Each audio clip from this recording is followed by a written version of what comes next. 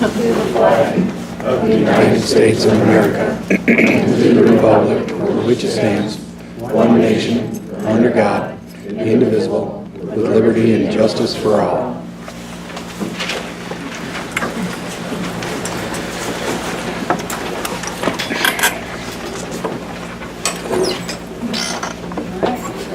All present. We have Officer Close, Scott Sumner, and Stacia Walker. Chris? I have no idea. Is this on? Yeah, it should be. All right. I can hear you. All right, let's move to the agenda. Motion to approve. All in favor? Aye. Opposed?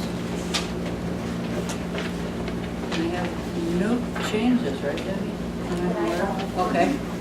We didn't get a chance to talk today. The minutes from November 3rd and the 12th. Let's start with the 3rd. Motion to approve. Second. All in favor? Aye. Opposed?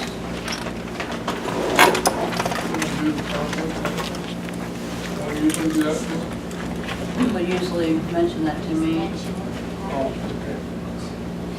Did you have? No, One? Okay. I just wondered, I thought we always did it.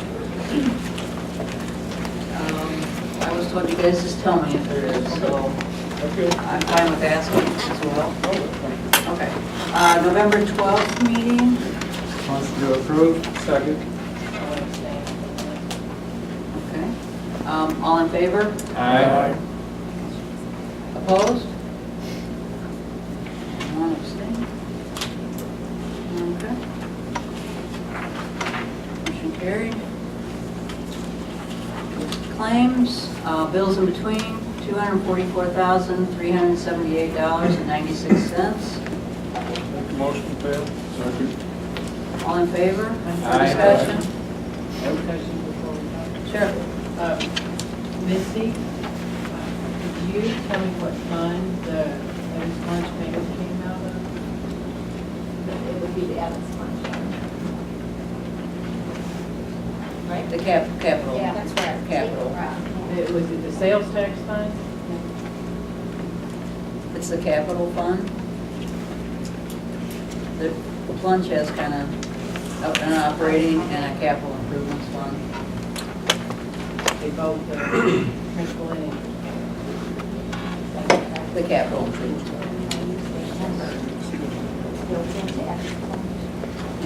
We still have enough in there to make another payment if we have to? That by law we have to. We have one in reserve already.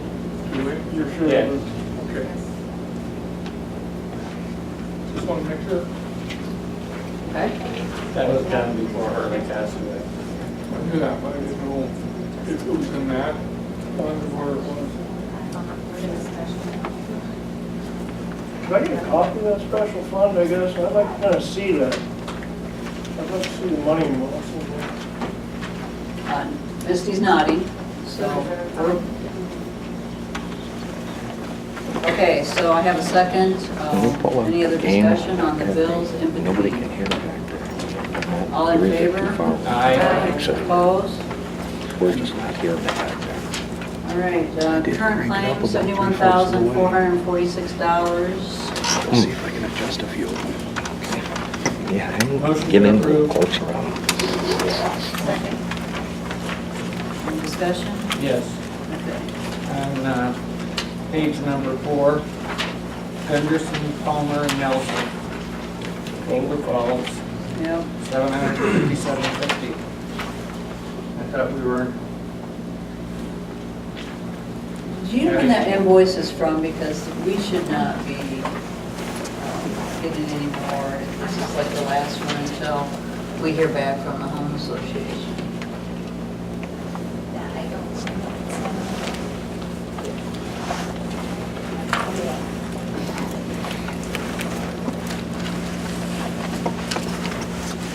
I have, like I told you 2 weeks ago, I officially told them, the law was in the court of the home.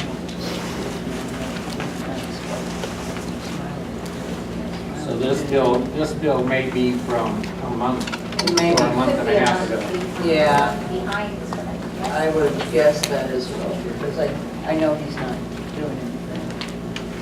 And Carol's aware of that as well. Until we need him to. But he's not to be drafted.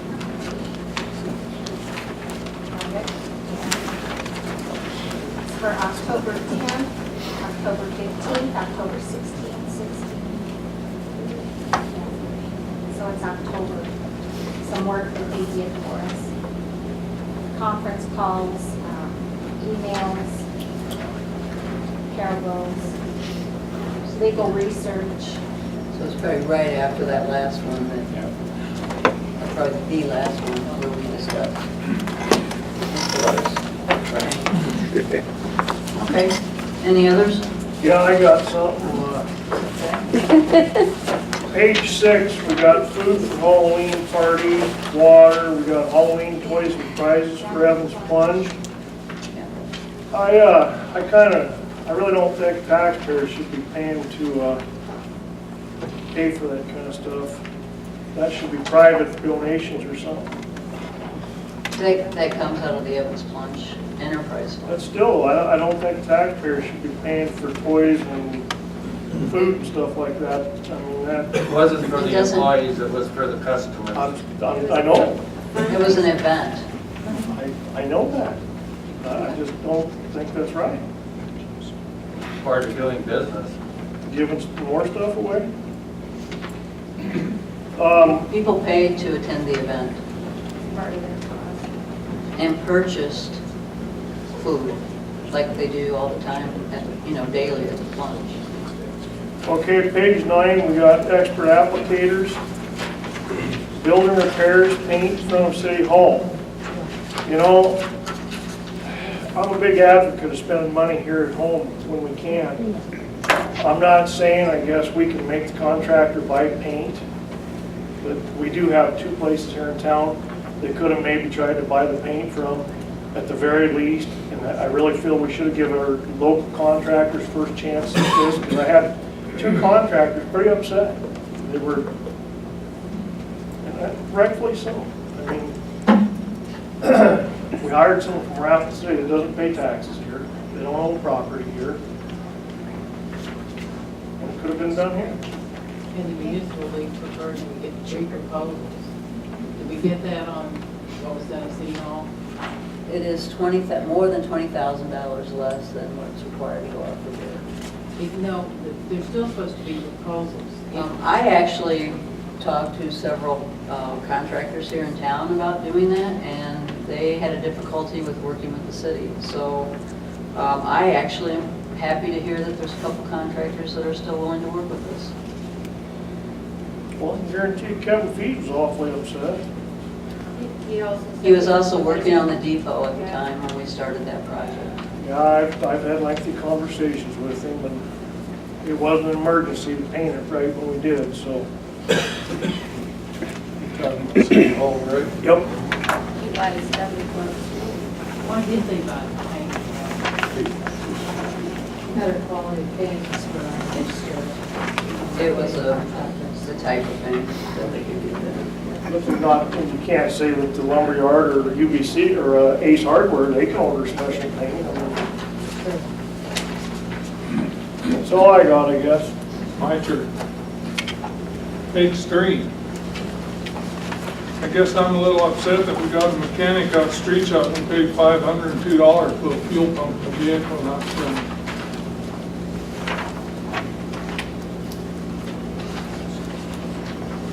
If our mechanic can't do the work, why do we have a mechanic? What kind of fuel pump was it? That's for vehicle, it's a vehicle repair fuel pump.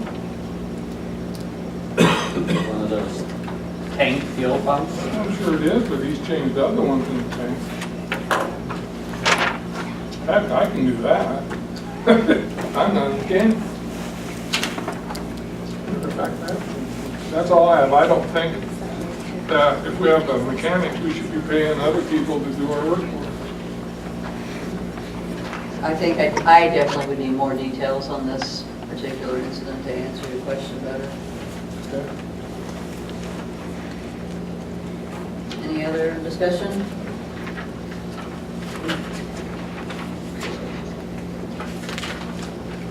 All in favor of paying the current claims? Aye.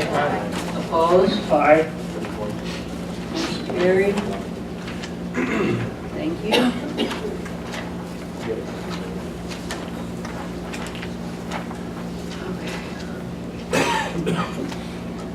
We're going to the communications from the public. Because we have a 7:15 public hearing, I am going to move Tallgrass to the section, the committee section for Parks and Recreation report. So they get to wait a little longer. And we'll go to Jackie Lockwood.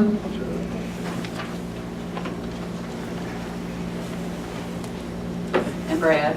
Yeah. You want me to pass those out? Please, and I apologize, I did my math wrong, there's only 8 of those, so somebody's gonna have to share. Basically, what you're getting out there is just a little bit of info, a fact sheet on United Way and how it affects Hot Springs specifically. We're here representing the Southern Hills United Way, United Way of Black Hills. And I'm not sure if everybody's aware, but in 2009, we had it changed. There was a specific Hot Springs United Way, and then now we're part of the Southern Hills, which includes Hill City, Keystone, correct me if I'm missing anybody, Edgemont, us, and Custer.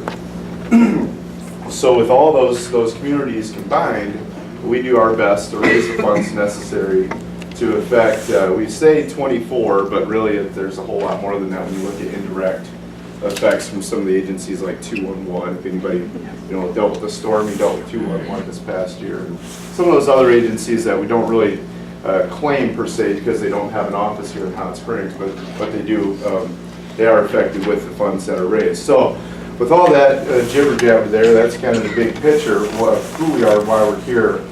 Believe it or not, we're not actually here to ask you for money, so you can sigh. But asking for support. There's, everybody and their dog gets hit up 20,000 times from a little fundraiser to big campaigns, and we all feel that. And there's more people after less dollars. So that's why I'm here, why we're here, representing United Way. It's an opportunity for us to kind of funnel that and see if we can pull together as a community to help our community. One of the neatest things I think my big light bulb moment with United Way board work is that I never knew until recently that it wasn't just for all nonprofits, but it's for ones that affect people and help people directly. And you'll see that when you look on the back of that sheet. So basically it's an investment in our people and our community that we're asking for. And a step further, to not directly ask you for funds as a city, but I'd like to ask how we can work together to get to the department heads and the department managers or whatever is appropriate, staff meetings. I can put you on the agenda for a department head meeting. That would be awesome. Do you just have one, or is it for each? Department heads, we just have 1 month. Perfect. Well, I would love to get myself or one of us on the board on that, because we have a video we'd like to play, and we didn't want to eat up your time tonight. It's about 20 minutes or so. It's only 7, isn't it? Is it? Oh gosh, I'm sorry. It's not very long at all. It's a great video. It's very impactful, but I didn't want to, eat up your time with that. And that goes for everybody in here. If you have a business or anything, you should have received the packet. We have this video we'd love to share to the department heads. Because what I'd like to see is to encourage the corporate giving is what it's called basically, or the employee giving, where whoever the HR, you can just run through and collect all that info. We have sheets that help you do all that to really encourage the folks that work with the city to help the city. And then if the money tree ever does grow in Hot Springs, then yes, I would love to ask you for, a gift to United Way as well, and, I challenge you to do that, but, I know the reality is that's probably not the best time to ask that, but I'll throw that out there while I can, that we'll take any help we can, and that's really why we're here, so, thank you for that. I would love to get on that Yeah, agenda. I'll contact you. Any other things that, with your companies that you guys have, with Jean's Days or Taco John's, they do probably the best out of just about anybody with things they do with the nachos, Navidad, and all the fun things you got. You know, there's so many different ways to raise funds, but the money goes back to people in our community. And if anybody questions that, I hear that a lot. Well, I was involved with the United Way in such and such a city. Well, it's not the case. We've got a really well-run organization in Dakota Rapid, and we represent it on the board here. And I would stand behind that any day. If anybody has questions, I'm fine. Thank you. Okay, thank you. Thank you. Fine, he said it all. Thank Okay. Thanks, Jimmy. So it's 7:15, so we are going to move to the hearing, the public hearing for petition to vacate northwest southeast undeveloped alley running between lots 3 and 10, block 9 of Phillips Edition, and bill publication cost order. I don't know why that's in there. So you all have in your packets the information about this. Is there anyone here from the public that would like to discuss vacating that alley?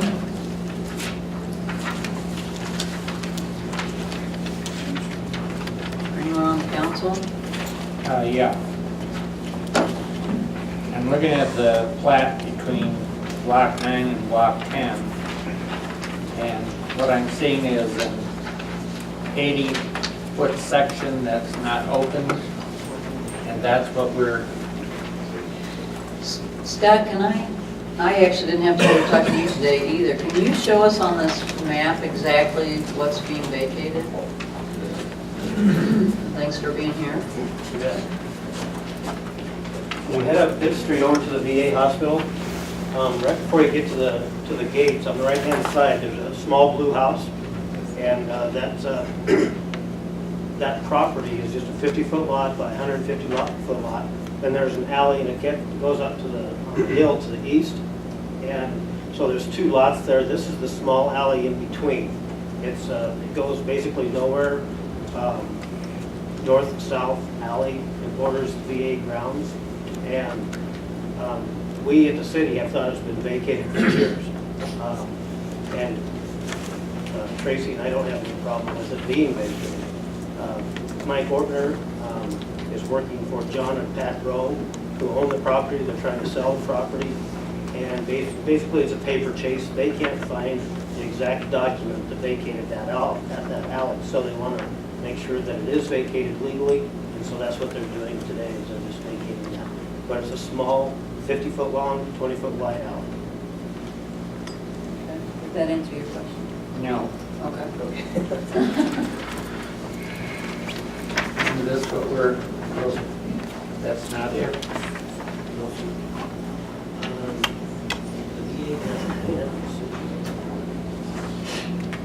This is Fifth Street.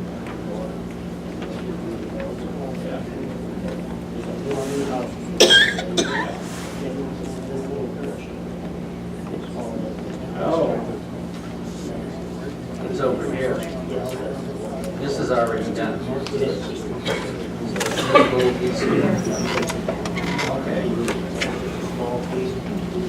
The city would never use it, it would never go anywhere, but that's up to you. It's already vacated on the south side. Right, it is, yeah. That's the north. That map I drew years ago, and it actually shows vacated because we already thought it was vacated, and that's why the language here, that's why. Okay. So we don't have any problem. Thank you. Any other questions for Scott? Any other questions? Concerns? Comments? Make a motion, we go forth with it. Second. Other discussion? All in favor? Aye. Opposed? Motion carried. Thank you. I'm going to go back to publication, or communications from the public. Tyler Smith, is that the whole back row there?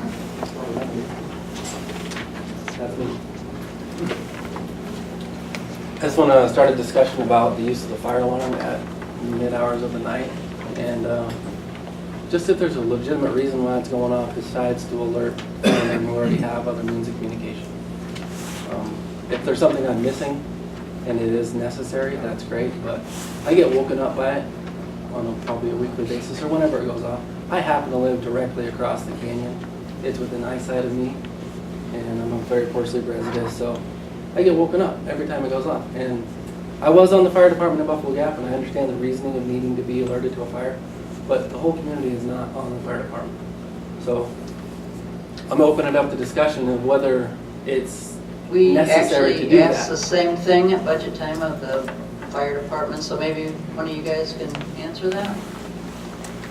So I'm assuming that's why you're here, Jim. Is that correct? I couldn't hear what he was saying. Sorry.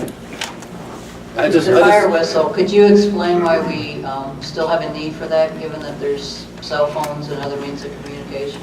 One of the needs is because a lot of us have jobs that we can't have the pager on us all the time. We don't have our phones on us. If our phones are dead, how are you gonna get a hold of us? You know, that siren alerts people there is an emergency.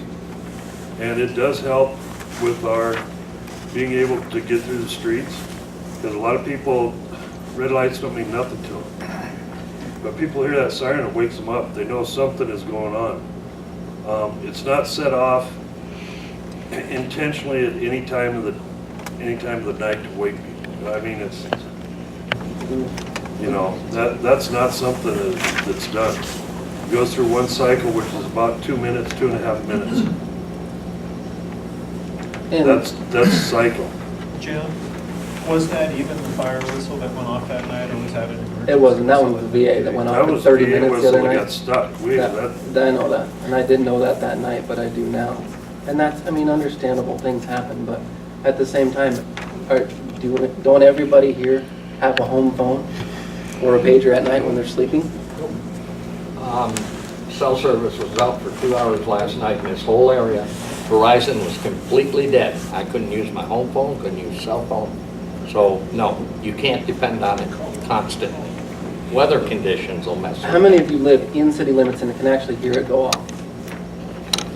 I mean, my dad lives up on 23rd or 20th. He can't hear it. So how many is it really benefiting to be able to hear it in the middle of the night? I mean, So, if, say even 75% of you have some means of communication to get alerted to the fire. So the other ones that don't happen to have cell service, don't have their pager on them, all these other circumstances that don't allow them to communicate with having a fire. I mean, you still got 2/3 of the whole fire department that's gonna show up. And I'm not saying it's not a necessary item, maybe in the middle of the day, but at 2 o'clock in the morning, does the rest of the city need to know that there's a fire? why not? Because it wakes everybody up. I had a guy tell me today, if there's a fire, and I hear that alarm go off at night, I'm waking up to see if it's my house or the house right next to me. And I don't disagree with that. If my neighbor's house is on fire, I wanna know too, but I'm gonna know. How are you gonna know if you don't hear a siren? I'll wake up. I mean, not necessarily, but does the whole city need to be woken up over it? I think there should be a compromise. I'm not saying it should be. The whole city is I've been in this fire department since 1979. There was one person that complained about sirens. It was the lady that lived right across the street from the fire hall. She said sirens on the trucks were waking her up at night. I have never had anybody complain about the siren going off. We've never had anybody come to us and complain about it. I mean, it's not. The nursing home residents. Huh? I said the nursing home residents are bothered. You know, and I just heard that from talking with them. We've got resident Marty Meyer, he mentioned to me the other day that it's just asinine in this day and age that we've still got it. My only suggestion with hearing what's basically going on this evening is quite simple. During the daylight hours or between relevant hours that people are normally functioning up and around, we utilize the fire alarm. Evening hours from, let's say, 9 o'clock through 5, 6 in the morning, other means of communication. What do you want, Facebook? Hey, Facebook, it's on Facebook, makes it legit. You know, I like to give I was woken up at 2 o'clock that same night. I heard the sirens. I did not hear that as a fire siren. I heard that as an emergency siren, And I'll tell you what, I was damn glad to hear the siren go off in case there was a true emergency. I sure as hell would have liked to have known about I it. agree, and I've talked to emergency management, and there's more than one alarm, and there's more than one This was a siren. steady alarm. This It was was not a the steady. wailing alarm, it's a fire alarm. You're right. This was not the same whistle as what we hear during the day when there's a fire call. This was a straight emergency siren. And that was the one at the VA, correct? Am I right? I'm sure that's the one we're all talking about if it went off at 2 a.m. I'm pretty sure that was the one. Isn't there different ways they let off the whistle to alert for different reasons? Like a fire versus a tornado? Every siren that goes off in this town has a different tone and a different sequence that it rolls. Yeah, exactly. All three of them. If you don't know what the siren is, then you need to learn what the civil defense siren is. You know, what the VA whistle is, what the fire department whistle is. I mean, they're all three different. I'd like to give my view from law enforcement and a homeowner. At all hours of the night, people don't have their phone on, their pager might not work, but I know if I hear that siren, that somebody's coming, that they're going to hear it, they're going to be coming. Law enforcement, when I'm out there working alone and somebody's house is on fire, that gives me relief that I know it's been paged and the cavalry is coming. So what happens to people like out on Argyle Road where they don't have an alarm? Okay. I mean, what's the If your house situation was on fire, would you want dispatch in the midst of paging law enforcement, in the midst of paging an ambulance, to call every single volunteer fire department member to come save your house? Not necessarily. I'm just saying there should be a compromise. I mean, if the pager system is out, I'll tell you about a compromise we had, the Alabama fire. Everybody remembers that. yeah, I was there, I was on it. You were on it? Yeah. Okay, then you know. There was no radios. There was no telephone. There was no power. They So, got- yeah, that what was- do we do? That was a major emergency. I'm That, talking about. that was a major event. You know what? Mike's house could catch on fire and it could put out the power in the top fourth of College Hill. He has major power lines that run through there. I know where he lives. I know how it's laid. The siren is, it's an alerting for us. And there's a lot of times when the siren goes off that, you know, my radio may be dead. I may not be in my pickup. You know, I happen to have a radio in my pickup too, but if I'm not in it, I hear the siren go off, first thing I'll do is I'll call somebody to see what is it. Is it you know, they're all emergencies to me, so, you know, but what are we dealing with? Does there need to be a fire alarm that goes off for a fire that's out of city limits? Yes. Yep. When the VA fire alarm went off for, what was it, 45 minutes, there was over 60 calls to dispatch. You know how many dispatchers we have? One or two. One. You know how many jailers we have that was answering a phone? I heard the phone. So there call, 'cause I one there of was the guys two who called. people to answer all these calls. So in the midst of that, you want the dispatcher to tell everybody, you know, not answer everybody's phone call, but call the 30 to 40 No, firefighters. there's other major communications. I was on the fire department in Buffalo Gap, and they had a link in the phone system that when a fire went off, or if you got paged, the phone rang continuously at his shop. That's how you knew there was a fire. That's also in Custer County. I'm just saying that you can. I'm just saying, the reason they can do that, they have enhanced 911 in Custer County. I'm Alan Stevens. Oh, well, that's great. I didn't know that. We've been paying for enhanced 911 in Fall River County for a lot of years. It's still not up and going. As Jim said, there's been a lot of times we have no cell phones, we have no radios, power is marginal at best. Alabama, for example, every person that showed up that night was because the fire whistle was going on. Every single person. I mean, I got paid from Buffalo Gap, so, you know. That's Custer County. We Okay. have a whole different system in Okay. Fall River County. This isn't just a matter of flipping the switch and shutting off the siren. This is dealing with Fall River County Dispatch, which Mike is very well aware of. Yep. It's a way bigger picture than just flipping the switch on the fire station. Way bigger. You can see traffic, when that whistle goes off, you can see traffic slow down. You can see them start looking for the guys. Is there traffic at 2 o'clock in the morning? Oh, right. No. Doesn't need that one. Okay. What's the difference if the fire siren goes off at midnight or the civil defense tornado siren goes off at midnight? Because the one fire- is going off, you still have them all working. part of an emergency alert system. Can't you just leave it alone? If you can't sleep, maybe your best bet is to go get an application and join the fire department, because they don't sleep either. I was on the fire department. That's not the issue. It is the issue. The issue is it wakes you up and you can't go back to sleep. It wakes up my whole family. You want to use other forms I of sleep with communication? earplugs in. I live in Fall River Canyon. Okay. The radio doesn't work there. What do I do then? Do you hear the fire alarm go off? No. What do I do? You want me to use radio? That doesn't work in the canyon. No. Well, if your house starts on fire, is that what you're saying? You want to scrap the fire alarm. No, I don't want to Rely on scrap it. all these other I just want to forms. know if there was a compromise. I'm just here to talk about it. I came here to see if there was a bigger reason than what I had. Last night when the maybe alarm there went is, off? and if that's it, then that's fine. Siren went off last night about 5:30. I could hear it out to my house plain as day. Conditions are right at here. Okay. Zings all the way down through the canyon. But the radio doesn't work. So, you know, I hear that, I call. I mean, the siren is a needed piece of equipment. And what's the difference when Mike goes zinging through town, the siren chasing somebody that broke into a house? Does that wake you up? That's not. It's not nearly as. All right, I think we're getting off track. Same thing. I agree, and I do want to let you know, I do get concerned citizens not understanding those sirens fairly frequently, actually.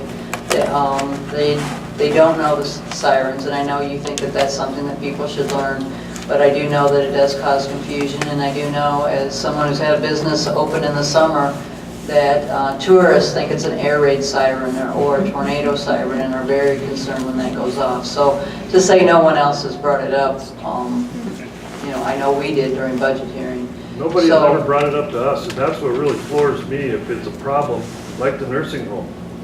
Now, one person from that hospital. Jim, I'm just saying that never it said has been anything to us. brought up, and I know and people in Ward 2 have, the council people have also received concerns about it as well. But we also understand that we've got a system that depends on that, and I know we've not made any progress in any other I'm not here to say let's shut it off. I process, just so. thought maybe we can make a compromise. That's all. This is the Maybe there first isn't a community I've compromise. ever lived in. This must tell me that everything's good in the country, because this is the first community, and I've lived in quite a few in my adult life, different states, where I've ever heard of this becoming an issue with citizens. Most citizens welcome having an alert system that they can depend on. This is crazy to me. This is insanity, and I have been woke up by sirens. Guess what? They don't last all night. I turn over and go to sleep. Amen. And that's you. I mean, that's your opinion on it. All right, any other comments? We need to. I got one. Okay. Nursing home won't be a problem as soon as they move to hospital. It won't be long. Yeah, then they'll be able to sleep. Well, I'm just out of town, and I don't even have a cell phone. I'm not, you know, back in the sticks or whatever. And I love having the alarm, and it's mainly when I'm outside, because I can't hear a lot of the alarms. You know, I'm a couple miles from town. But particularly in the summer, particularly when it's hot, just having an alarm go off, I start looking. I go out and look where there might be a fire, what else might have happened. You know, and a lot of times, the Hot Springs Fire Department comes up and fights fires around me, and it's awful helpful to have. And in town, I gotta admit, I'm ignorant, I don't know what half the sirens are, but when it goes off, I start looking for a fire truck coming through intersections. I look around me and see where there might be a fire, and see if I need to go home and fight one. And so I just find I'd be lost without a siren, something to warn me. Could I make a suggestion on this? Why don't we educate people in this? There you go. Let's educate people on what the sirens are, the frequency by which the sirens go off to test, and et cetera, et cetera. Education would alleviate all of this. Because if somebody knows that sirens for fire department, for whatever, I don't know. I'll be honest with you guys, I have no idea what Jim, sirens is are. there an opportunity to train the public on the different sirens? Sure. Put it in the paper? We do something in the paper as well that might help out? I mean, put something in the paper. If anybody has any questions on the siren, they're more than free to contact me, one of our members. Could you offer whoever. to put something in the paper and maybe work with Justin for the citywide Facebook and website to at least give an explanation? Is that something we could ask the fire department to do? We got complaints at our place, but the deal is that was the VA emergency. That's what people need to hear right now, because I don't think they knew difference versus our fire alarm. Personally, every time I hear it, I pray for those involved. So there you go, good opportunity. Yeah, we can do something. Yeah, if we can I'm just, not- I mean, I agree, I think it is something that the public will benefit from understanding, you know, why it is that way, and maybe that'll help. That's fine. Appreciate you. Thank you. Thank you, guys. I just wanted to thank the fire department for coming tonight, and I haven't had one complaint about your sirens, and keep blowing them.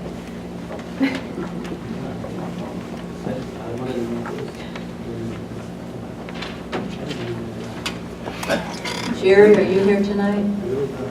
There you are. We have your information. Do you have any questions? So does anybody on the council have Is any this what you wanted questions? to get? No, I appreciate it. This is exactly what we were looking for. And I'm fine with your plan. Do you know when you close? We're not sure. There's a couple factors on that. Still making sure there's no back lien or anything on the property, and then the financing. Sure. It should be within weeks. Can you come back and report to us when you know the closing date? So we Sure. kind of know when the clock starts? Sorry. Yeah, well, I'm gonna use it definitely. against you. Yeah, you need to know the date, don't you? Yes. I mean, this is real open-ended right now, and, you know, so we're okay with what's on paper, but, you know, we really need to know when the closing date is, so, you know, this isn't a year or two out, it's... No, it's as soon, it's within before the end of the year. So, definitely. Yeah, if you could just come back with the you know, the next meeting, the meeting after, and report, Okay. we'd appreciate it. Sure.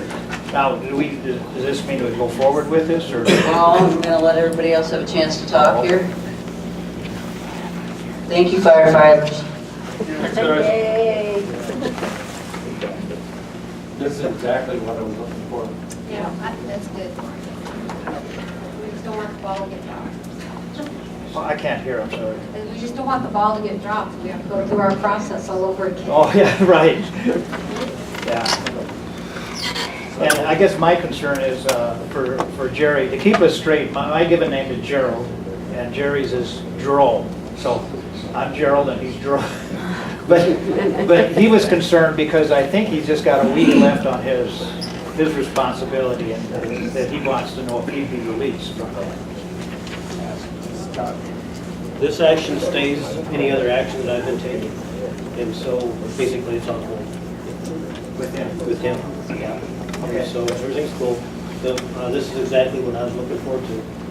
And so if you proceed forward, and then again, give the council the date of closing, so the clock starts, and that's about all we need. Sounds good. Thank you. Thank you. Thank you.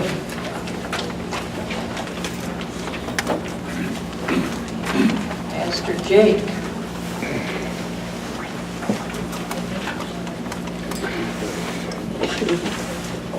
Good evening, thank you for your time. Won't take too much of it. I'm here representing the Hot Springs Boxing Club. We have incorporated this past year petitioning for a 501c status, and also, if we can get the boxing club going again, we'll be members of the USA Boxing Team. So what we're doing here tonight, and I want to introduce Stan Link, he is the boxing coach first. And we've been looking for a place to put the ring. We have a boxing ring.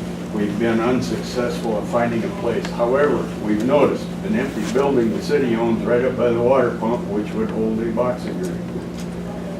And we're wondering if the city would be fill willing. station. The old water shop. There's no heat or no facilities or nothing. Well, it's got a furnace in, I don't know if it works. And it's scheduled to be tore down, so we can sell lots as soon as we can move that. That's what we're asking, if it would be, if the city does not have any plans for it, if we could make, we would and could make use of it. Once you got in there and looked at it, you see that We have He has inspected. looked at it. what needs to be done is pretty costly. We know. What are you gonna do with no heat? Well, if that furnace works, we would have to install heat for at least 3 times during the winter time, three days a week at least. That's our problem. We don't expect you to. We're just looking for a building to put that boxing ring in. And that's big enough. We would board, shut, and just use the one room, the west side. That is insulated. Not much, but it is insulated. The rest of the building is not. You're not down at the Legion anymore? No. Unfortunately not. What's the square footage that you need in general? Well, the ring, is 22 by 22. We also need space, which there is around the ring to hang bags and so forth. So 30 by 30 would work. There's still a cop car in there? Yeah, there is. Yeah. I don't see any reason that this city couldn't support a boxing club. And we rode with the Legion for quite a few years. And Is this youth boxing? excuse me? Or is it, It's USA Boxing, Golden Glove. so it could be adults as well? It can be adults as well. Up to 35 years old. Up to 30, oh. We have been looking for the last year and a half as a way to incorporate this into some kind of foundation or sponsor, or we're not even asking for a sponsor at this point. We're just looking for a place to put that ring and then build on that from there. How hard is it to take that ring down? It's not something you do every day or even every week. It needs permanent position. One of the things that we were talking about earlier, we were talking to about using the Mueller Center down here, was mentioned to us. We could probably build a platform to put that on that could fold up. I figured the cost on that between $1,000 and $1,500 just for the platform. That's not counting the mats or anything else, which we do have.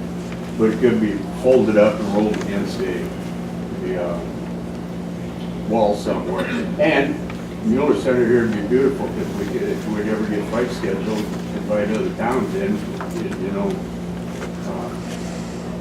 If we get enough interest and support, we could do something like that. This town has a history of that, I think, doesn't it, Greg?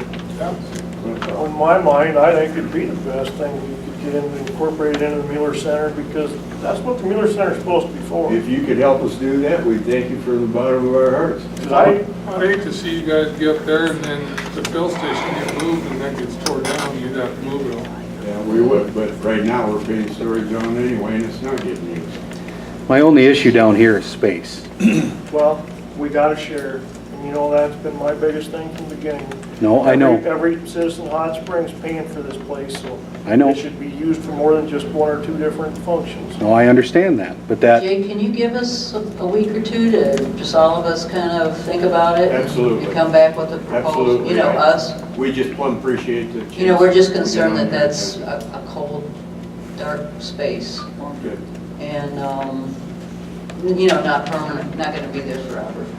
I guess that's my concern, is that you guys would get everything set up there and get running, and then as soon as the water fill station goes away, well, we're gonna bulldoze that building, and then you're right back where you are right now. So you have plans for it, is what you're saying? Yeah. If anybody can come up with a better solution or something more viable, not only for the club, but for the town, we're more than willing to work with them. Yeah, I think everybody's willing to at least give it a shot to think about it, see what other options we might have. It's be good here at the Civic Center if we can swing. Now, how long is your season, Jake? It runs probably about 5 months a year. Through the winter? Yeah, you know, to a full training session, you know, it isn't like, it runs all year. Some guys run them all year long, but we wouldn't have to run it that long. We could specifically design it to accommodate the busyness of the Mueller Center, where we could be busy when they're not, you know, that kind of a deal. We're flexible. Because we could find bouts and fights year-round if we get a place and get people trained.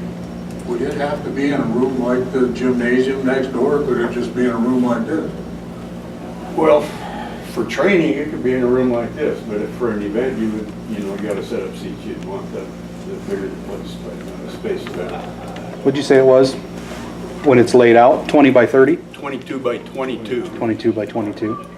Actually, it should be a little bit bigger, so there's a space. That is around it. outside dimension. And when you figured it folded up, what were you thinking, space-wise? Well, I got the plan I come up with, and two springs on it, it would be running 8 feet wide and still be 22 long, but 8 feet wide, so you could set it up against the wall. Okay. No, I mean, I 100% hear what you're saying, all you guys, about wanting it here. And I understand the need for it completely. But we just have to make it work with, I mean, even if you made gymnastics go away, which, I mean, is the kids of our community, which are already here. You know, it just... We ain't saying make anybody go away. But I mean, if you looked out there, would that be possible to work with that and that? I believe we could. You think so? Yeah.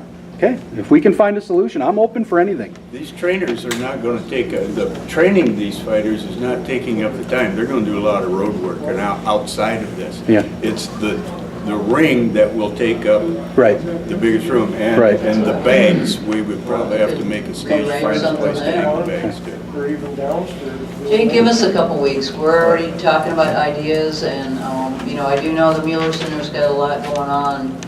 You know, it would be, I just saw a report from Chris. I mean, there's a lot of dance classes and gymnastics and weddings and funerals, and, you know, this is a busy place. So, you know, if this is the best place, then we'll think about it, but give us a little time. We're already brainstorming up here and see We what are we can do. incorporated. We're filing for 501c status right now. We have the services of an attorney in town. He's donating all of his township to him. So if you got legal questions, he'd be the man. Great. What about insurance? That's the beauty of having it with the city. You're already covered. If major catastrophic injury, USA Boxing offers insurance for that. Also, along with that, trainers, anybody that's going to come out training is an inherent, probably going to get a sore jaw once in a while, so you sign a disclaimer, just like breaking a hole. So it's a three-way street. Somebody falls and breaks their arm coming in, you've already got insurance for that. If they get hurt bad in the ring, USA Boxing, you have to carry that insurance if you're going to take a fight. And that just isn't here, that's That's any place you nationwide. fight. That's nationwide. Okay, any other questions? Well, there ought to be some way as coach that you can kind of intermix boxing training with a dancing class, can't you? You know, that's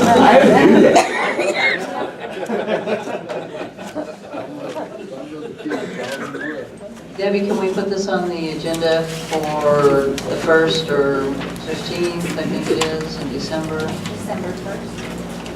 Do you want to think about it? Meeting in December. Second, I think, is that too late for you guys, or?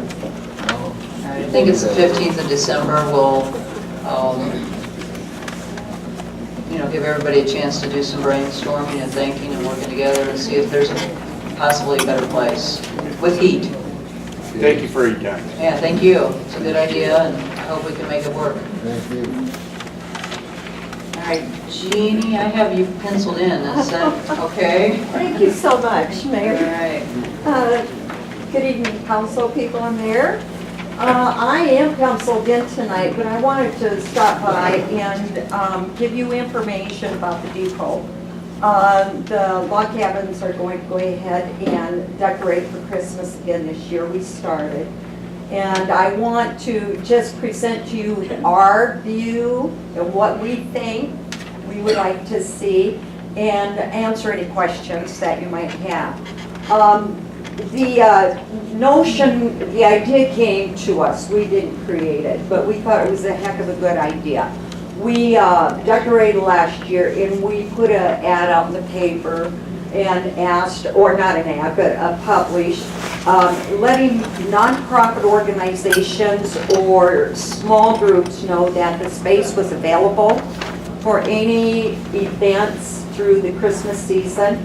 Our picture of that, Steve's and my picture, is that it is directly through phone call to our place to schedule the event. We open the place up for them. We maintain and watch, make sure it is small and good, proper event. We make sure that the lights are turned out, the water's off, the heating's regulated, and close it up. So we handle that. We have one person interested who would like to have a train party for her grandson and kids. She's interested, and the little grandkid is interested in trains, so they're already contacting us about that. And we have another party that might be interested in just a small get-together, 5, 6 people. It is not our intentions to have wild parties. It is absolutely our intentions to show this building off, the beauty of it, and to maybe start something like maybe other businesses supporting some of the old buildings down there and start creating some lights during the Christmas season so we can get traffic going just a little bit. We've got the time right now. That's what we want to do. Any questions? I think it's a neat idea. Any concerns? Okay, thank you very much. All right, thanks Jeannie for coming in.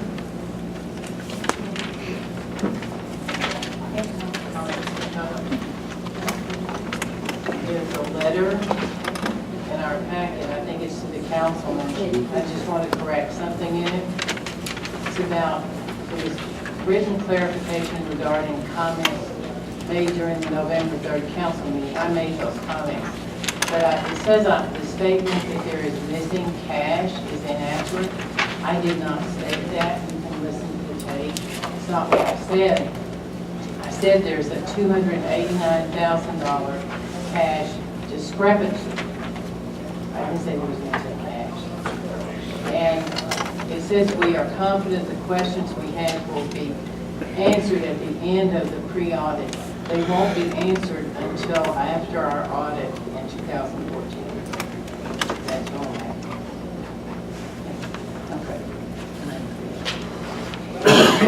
Okay. Thanks, Caroline. Brian? I hope I don't have to be on the agenda to make a complaint of sorts of the snow removal procedure and etiquette.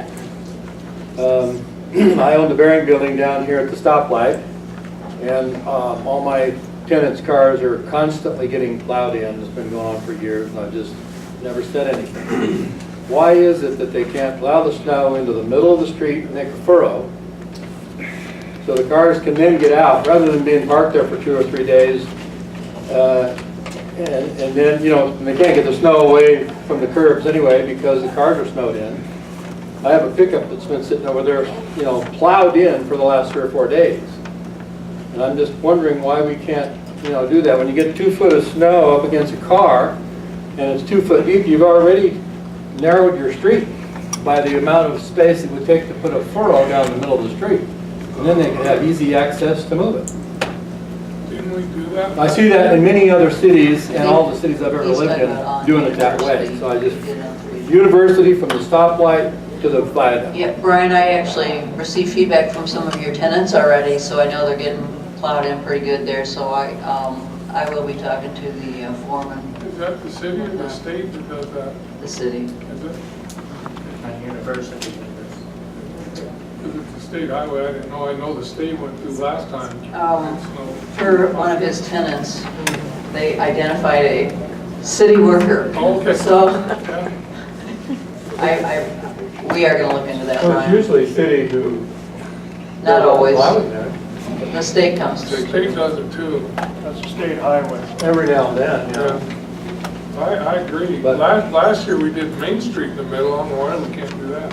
They were very short-handed during this. Yeah, we They actually were are trying to do the down best they staff, could with and what we're they had. down a truck with some repairs, and they were not anticipating the depth of snow that we received, so it's, you know, the perfect storm kind of thing that we'll try to do better on, but yeah, I'm aware that big burly guys that live in your building are complaining, so I know it was pretty deep, so. All right, I will look into it. Yeah, thanks, Brian. In the same vein as what Brian was talking about, it's kind of fortunate you brought that up, Brian, because I have similar comments.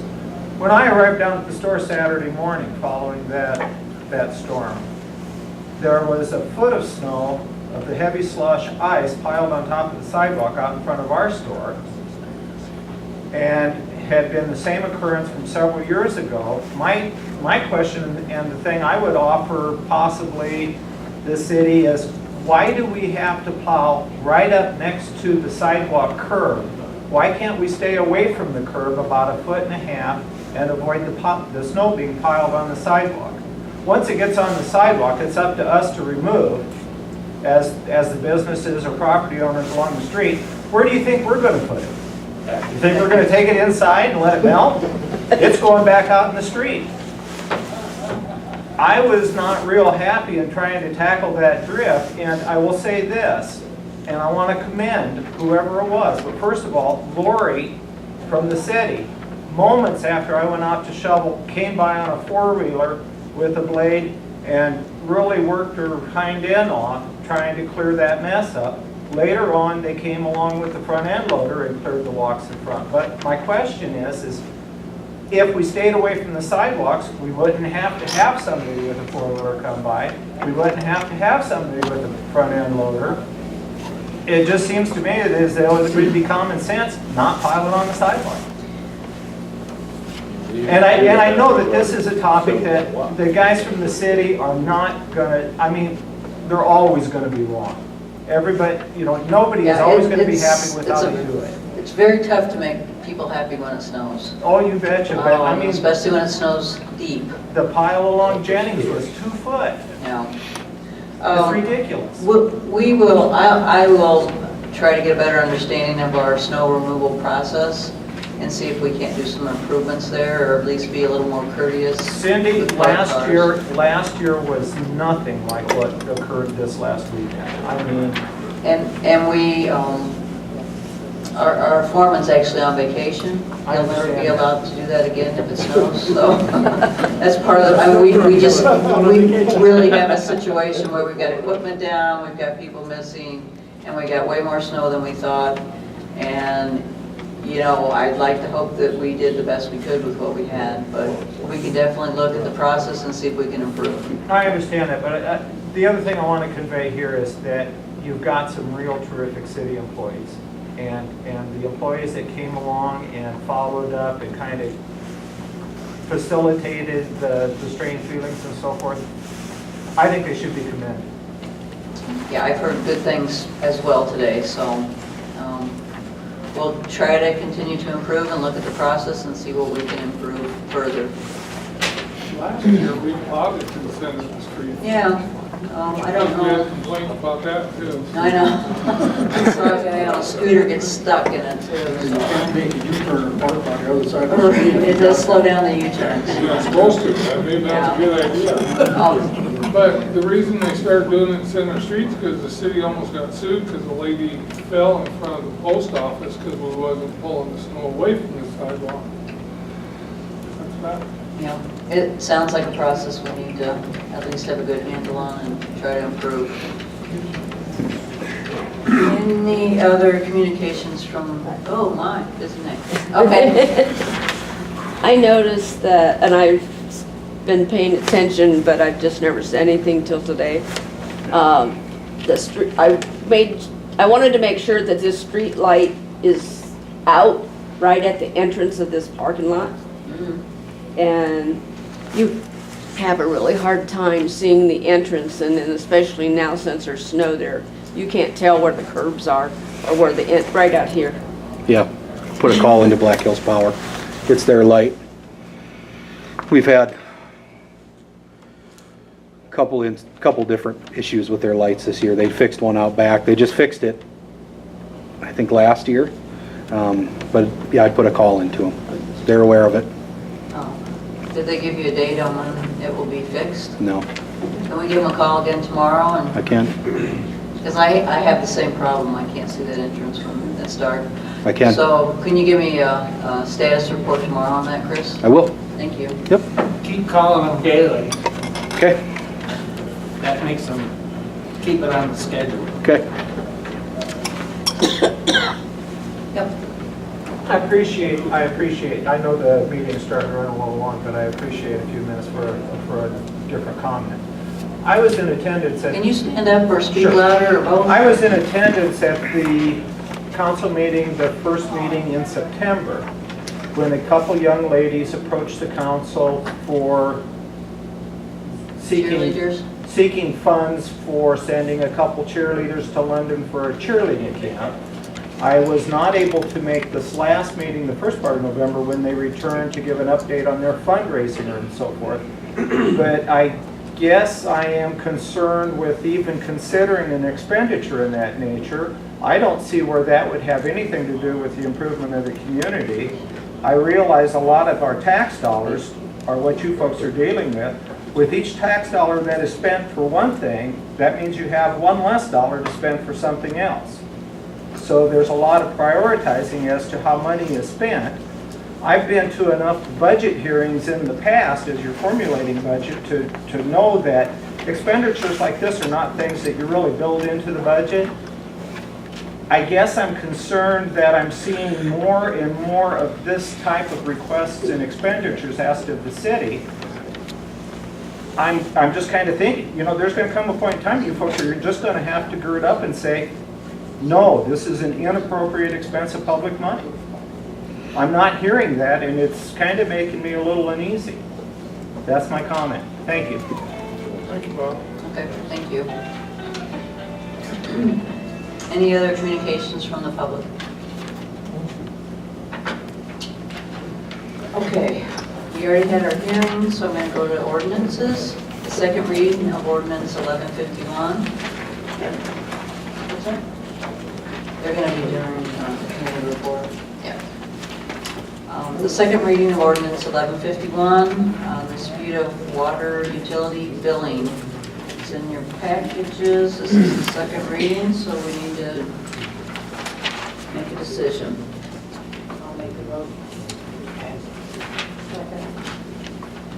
Any other discussion?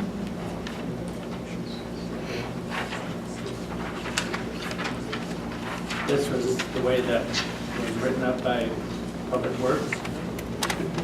By the Delta. Delta. Yeah, there was several involved in it.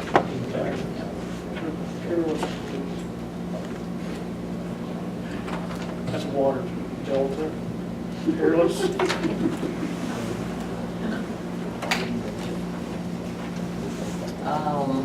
All in favor? Aye. Opposed? All right, thank you. Thanks to all those who on the Delta Faucet Committee for helping with that. We're not good at jokes here. But we try. All right. Flipping over the agenda here. New business, recommendation from the building inspector to accept proposal for demolition of 315 North River Street. This is the old Community Action Building. It's okay. I thought there was a snake or something. Excuse me. Okay. The proposal is in your packets. It is from Brian Spitzer. It's something I hope you spend a little time on the backside as well, on the alternate proposal. But Scott has stayed to help us through any questions here, so please take a look at it. The bid opening was on the 13th at 3 o'clock at City Hall, and this is the only bid that we've gotten. And, you know, this is the second time we've gone out for bids for this building to bring it down. And again, it's my recommendation, as it says on your agenda, that we accept the $44,970 and that the city crews do the hauling to the landfill. That's the alternate proposal. Yeah, the alternate of that. The reason I'm suggesting the alternate is because with the primary bid of $87,675 is $42,000, basically in dumping fees and transportation. I haven't put pencil to paper, but I'm fairly certain that the city can do that for less money. We get a percentage off on building, 10% off on all buildings we create. City does landfill. Oh.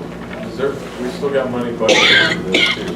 I was budgeted $50,000 for demolition and that type of stuff. I think I've spent $3,700 out of that budget so far. So yeah, it's close there as far as the $44,970. I think it says 34,000.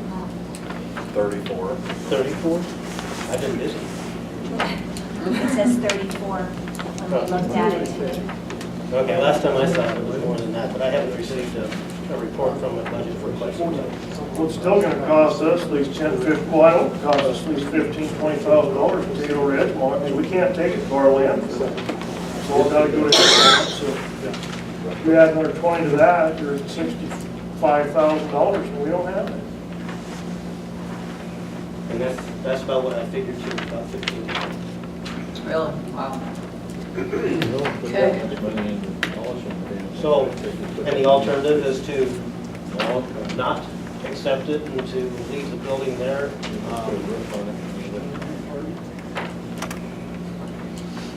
I think we ought to try to get Bonding it. and insurance. What happens if we do that and we are sued by who owns the building?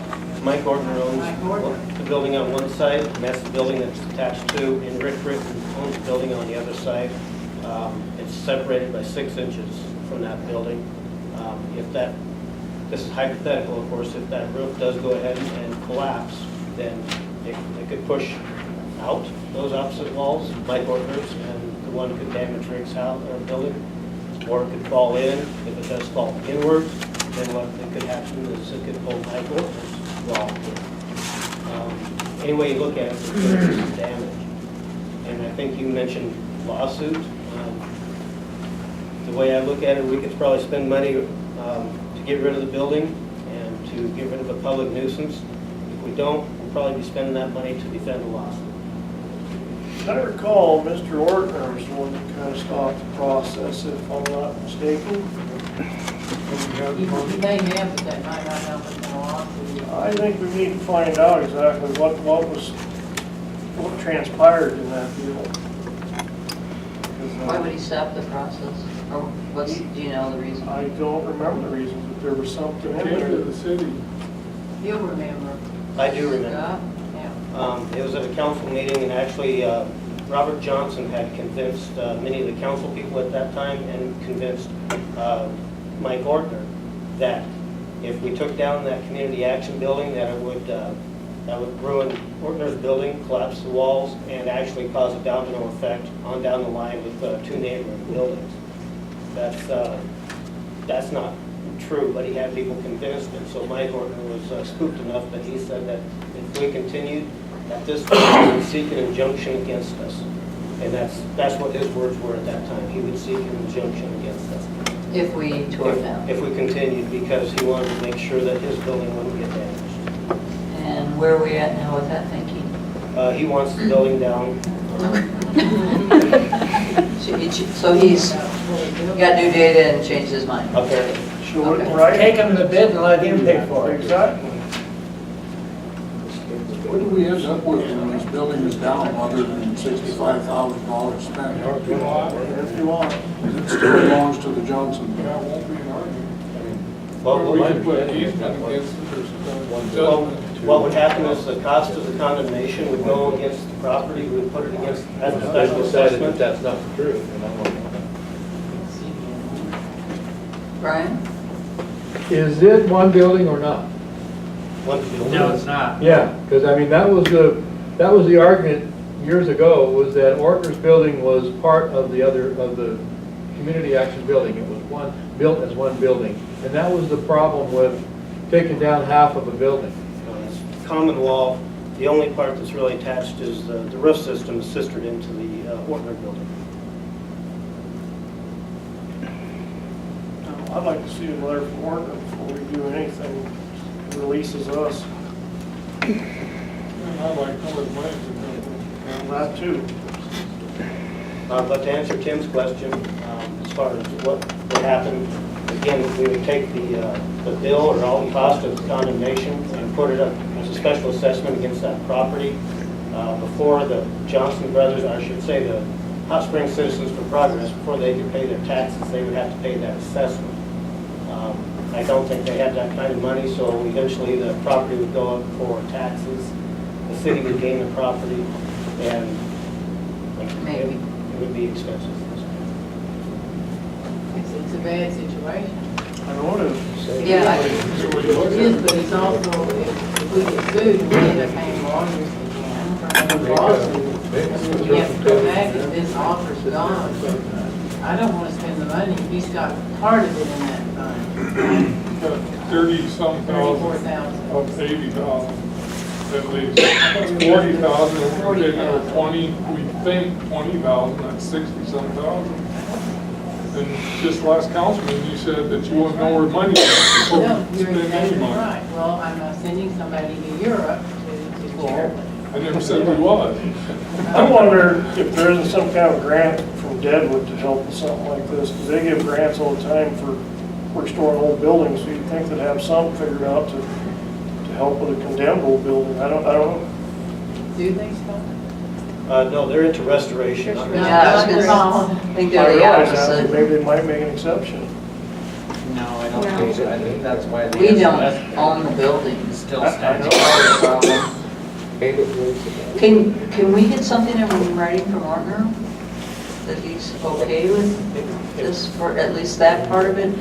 If the minutes reflect that the council wants, something from Ortner, then I can take those minutes to Ortner and ask them. I think given what I heard of past history in him, I would feel better. Would he be willing to pay for part of it? I think that's a wild thought. He was willing to pay for part of the wall getting refinished because the Maybe city now that made, it's gonna fall down, would he be willing to pay part of this demolition? the city made an agreement with him a while back, didn't they, Scott? Well, what? When we met with Ordner, that the city made an agreement with him that we'd pay for part of the wall being done on his building, he'd pay for the other half. No, what that agreement was is that if we did tear down the community action building, that we would seal his building against the elements.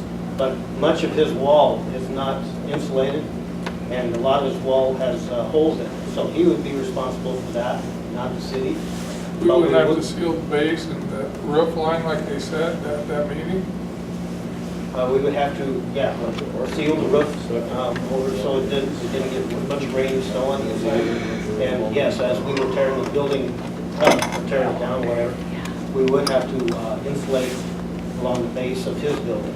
But as far as sealing it or finishing it, no. So we got two issues.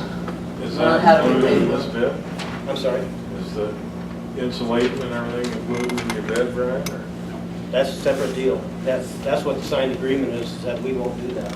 Well, Orton would bear that cost.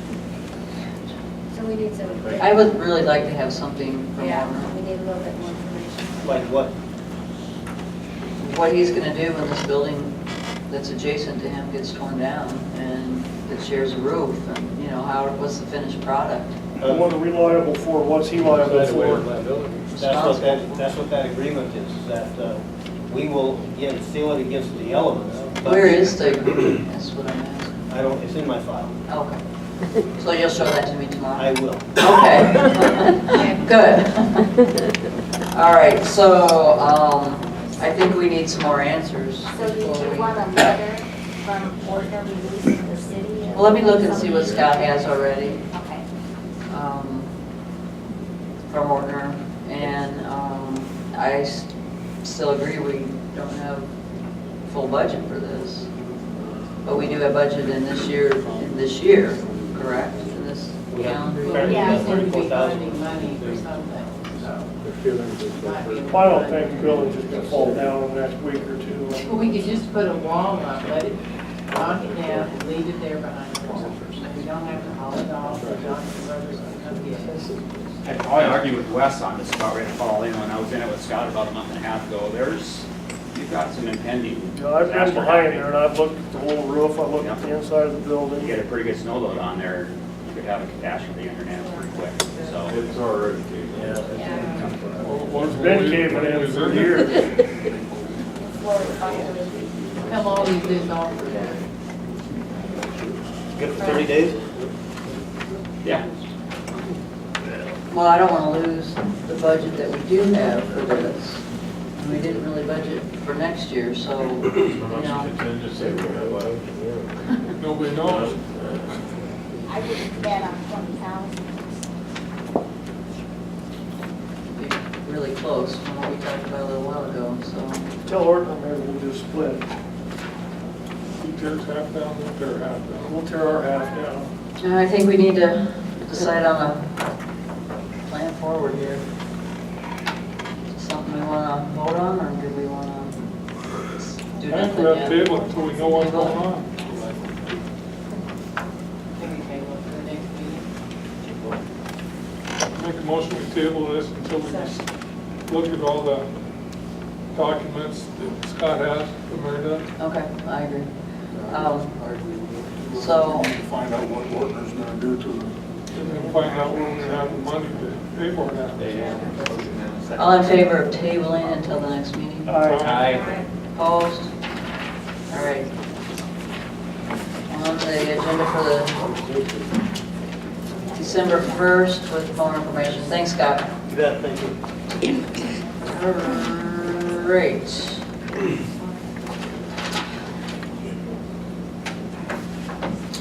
Go to the committee reports. Carl, administrative. Yes, we met at 2 o'clock on the 12th.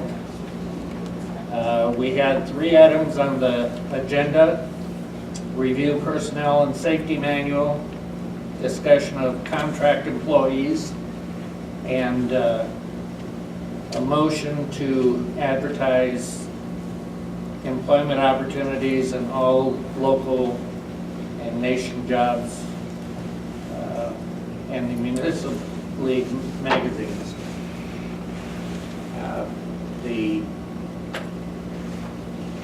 We took up the last 2 items first and then started reviewing personnel manual, and we didn't get finished with it. We got 3/4 of the way through. We need to finish it on our next admin meeting, so Yeah. and to have a regular meeting for it. Okay, so at the admin meeting Mhm. time. And that's the 3rd Wednesday, December. We know. At 2. Oh, 3rd Wednesday in December, At 2, it's a regular admin meeting. and you're wanting to wait till then?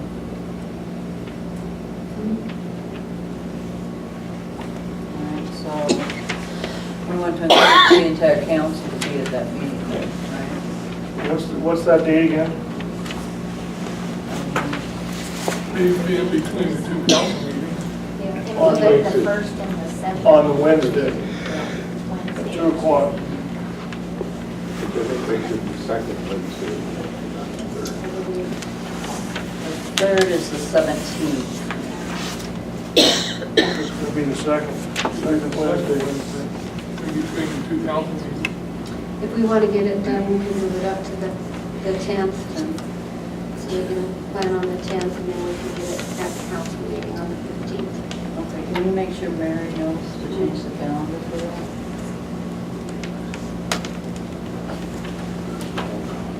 that? So that will be an open meeting because we'll probably have a quorum.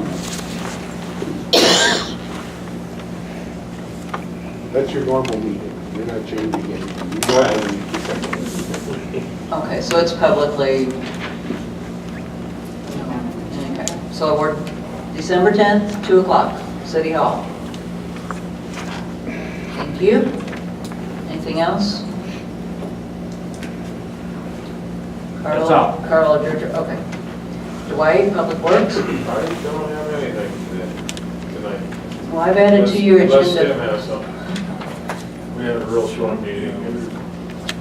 We're, Just an update from Tracy, that's all we have. I actually have a handout for you two for your next meeting, and also I've got a request to discuss that minimum monthly charge for water hookup at your next meeting, and I may put something else on your agenda. Oh, Ted, the rural water.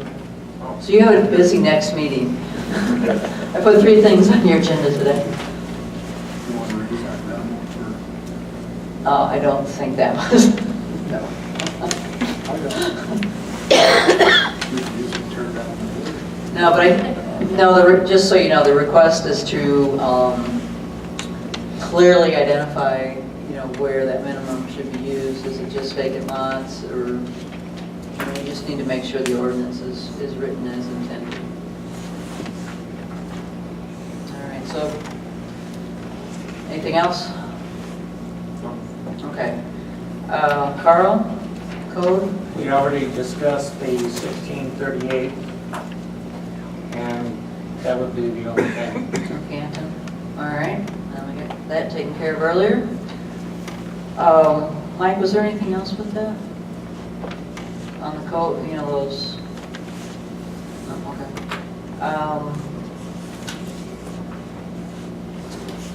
Parks, yes. Ask Carl a question. Sure. Did you happen to go look at those properties that I told you about at the meeting? Yes, I did. He asked me again today, so I didn't have an answer. Parks and Rec didn't actually have a meeting because Carl ran a little long on his, so. We got the folks from Tallgrass who are going to do a presentation on the needs assessment for our park system in Hot Springs. Thank you. Give us just a couple minutes to set up. You need just a couple minutes, or should we Just a couple sneak seconds, somebody else in? We should be ready to go in All right. Oh, yes, we do. Well, the next one's nuts. Mike, you want to keep it to 2 or 3 minutes, or you want to wait? All right. We actually didn't have a meeting for public safety, so I went around town and just looked at some areas that need addressed for signage-wise. On College Hill, west of 20th, it's very sporadic sighting. As weather is now, it's important, it's imperative that we have yield signs on the east-west streets. North-south usually has a dip that'll slow that traffic down. Weather like this, some people forget how to drive for snow. They go slide through the intersections. They think they might have it right away. That would definitely help. One stop sign I think that we need to change from a yield to a stop sign is on 16th of Washington. When you're coming up the hill, if somebody's flying up that hill, you can't see them. Right off of, was it Jenny? I can't think of the hill right now. LC Hill, there you go. Crosswalk signs, I'd like to see them on 16th, 17th, and 18th on University, That's the 3 crosswalks the kids use coming from school. Half the time they don't use the crosswalk anyway, but it'd be nice to have the signs out. Also between First Interstate Bank and Sturdivant's, that corner, people, I mean, there's a crosswalk there. I think we need to have a sign there, for one, for the foot traffic, 2, that would stop people from cutting that corner short. I don't know how many head-ons there's always been, because people cut that corner way too short when they're southbound. School zone, I'll have to look in the legality of it, but not just on University. I'd like to see the 2 surrounding blocks of the school in the residential be 15 miles an hour. My street's a prime example. I live on Jennings. People come off at 23rd, it's a straight shot to the school. And there's 15 kids on my block. So there's definitely kids walking. My kids are old enough to be walking to school now, so I'd like to see it on the surrounding 2 blocks on both sides of University. Let's talk to the street department. They're getting the cost estimate on what it would cost for the signs themselves, for the yield signs I was talking about. You talked to who? Talking to the street guys. Oh, okay. Just getting me a cost on the signs themselves and then the labor to put it in. So I should have that total for you soon. All right. I got a question, Mike. Sure. Don, because I was at the meeting, our safety meeting, asked Bob to go around and look at all the troubled areas, like stop signs and stuff, view oncoming both ways, and I've never seen a report back. One that fits that description is that stop sign I want to change. Because if somebody's flying up that hill towards the school, it's hard to stop. But I know there's a lot of problem areas in Hot Springs. One's by Sturdivant's, that big bush, you know, once you come up that street, you cannot see what's coming that way. One also by Harquest. So I think I'd like to see you guys put a report together for all those We can, and intersections. you know, we can might be, there's some streets we might need 4-way stops that are just an open intersection right now. Just like to address that, and any feedback I can get from the public that would, you know, see something I don't see because they drive it on a daily basis. Thank you. Thank you. Since he's talking about stop sign, I have brought up before the other council about putting a stop sign there on Main Street by Golden West. And I noticed the other day that what was said was that they were waiting to see what the state does with 385, whether they close that or not before they put any. On Main Street, right in front of Golden West, or National? It's that side, Main Street, right there. Because when I lived at the Evans, twice in one day, they don't stop there, they just come right around, and people that's driving up, you know, and with people parked on both sides, you don't have room for 2 vehicles to go through there. Can we add that to your, you know where she's talking about? Definitely. Can we add that to your list? Stop sign would be good there. Yeah. Slow people up, because if that's not plowed correctly, and you're 2 miles around the corner, you're gonna hit the parked cars that are right in front. Yeah, and it is a high pedestrian area. One more stop sign maybe to look at, be coming off of the hill from the museum. I think it sits over too far to the right, and the tourists come off the hill and drive right on through, and I don't think they even see that stop sign. Maybe move it over onto the post of the archway. That's just a trouble intersection itself It is, between the but- hill and the stop. Yeah, I've actually been emailing DOT about that intersection, so we got lots of issues there from my perspective.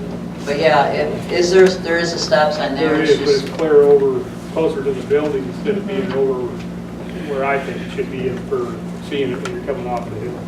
It's on the back of that archway. It's on the leg of it. your list is growing, officer. If you could add those 2, I think those are good. That's good input for you. So. Definitely. Thank you. Back to parks for the 3rd time. Thanks for your patience.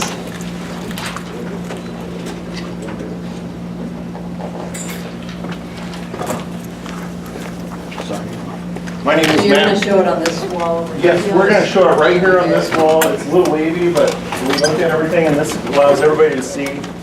The best view is straight on, but okay.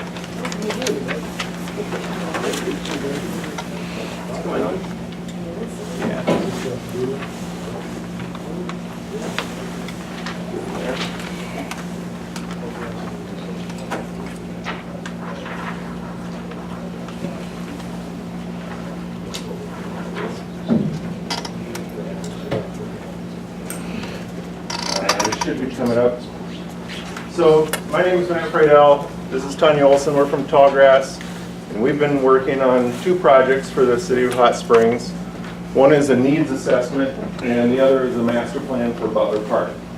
We'll be back in a couple weeks to talk about Butler Park. And so we're not going to specifically address things about Butler Park tonight. Are you coming on the 1st or the 15th? I think it's the 15th is what Okay, we're talking just about. to clarify. Why is it? While we were talking about it, there's a chair over there. There's not a light switch.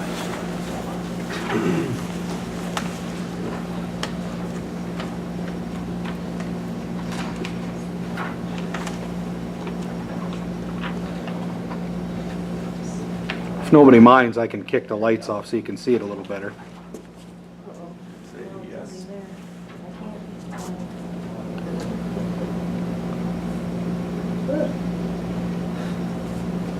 Sorry, we had it working perfectly earlier. Of course.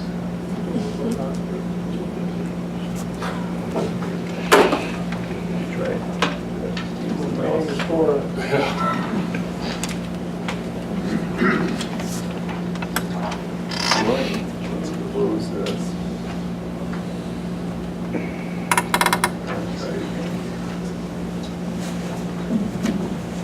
Just a little more background I want to touch on maybe while this hopefully gets rolling here, and that is that the purpose of the needs assessment is to help you guys make better decisions faster, hopefully with less late nights. Straight down more, I guess. Can you guys see it back there? Well, they could see it if I didn't keep messing it up. So what did I do? Now we're missing the HDMI. There we go.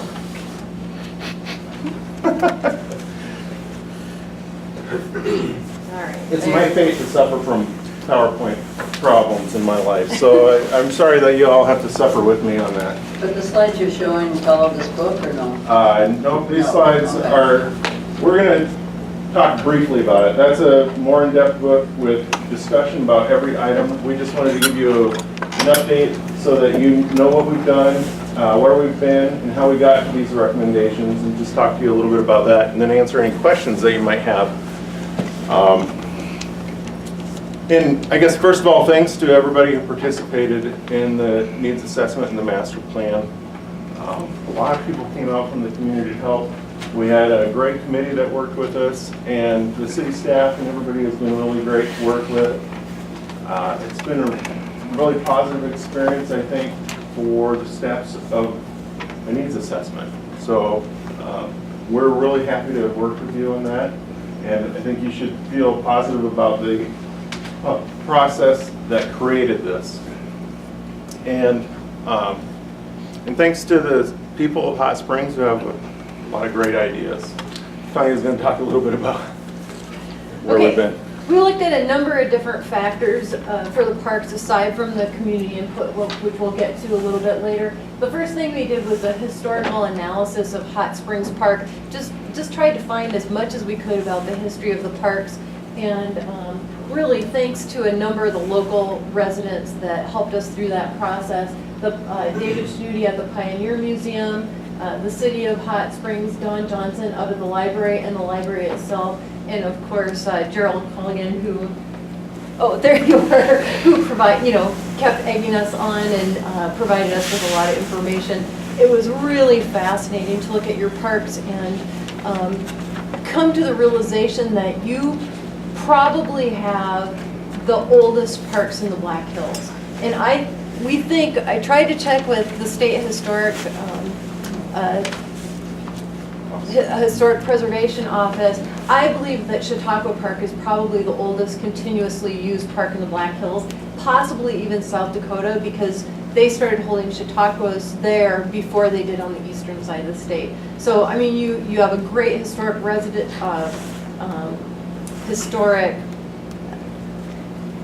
history with your parks. So the other analysis that we did was our professional analysis, which included safety analysis of all of the parks, ADA analysis, and then analysis of other plans and documents. For the ADA analysis, we used the 2010 ADA accessibility guidelines. For the play areas, we used ADA guidelines for the play areas, as well as the public safety, playground safety handbook, which is put out by the Consumer Product Safety Commission. We looked at other plans and documents that people from the community and you as a city have put together, including the 1981 comprehensive plan, got a sneak peek at the comprehensive plan that's underway, looked at the Fall River Revitalization Project and the city trails maps. In addition to that, we held 3 public meetings, or different types of public meetings. One was here at Mueller Center. We had about 31 attendees, just sort of mostly your interested regulars.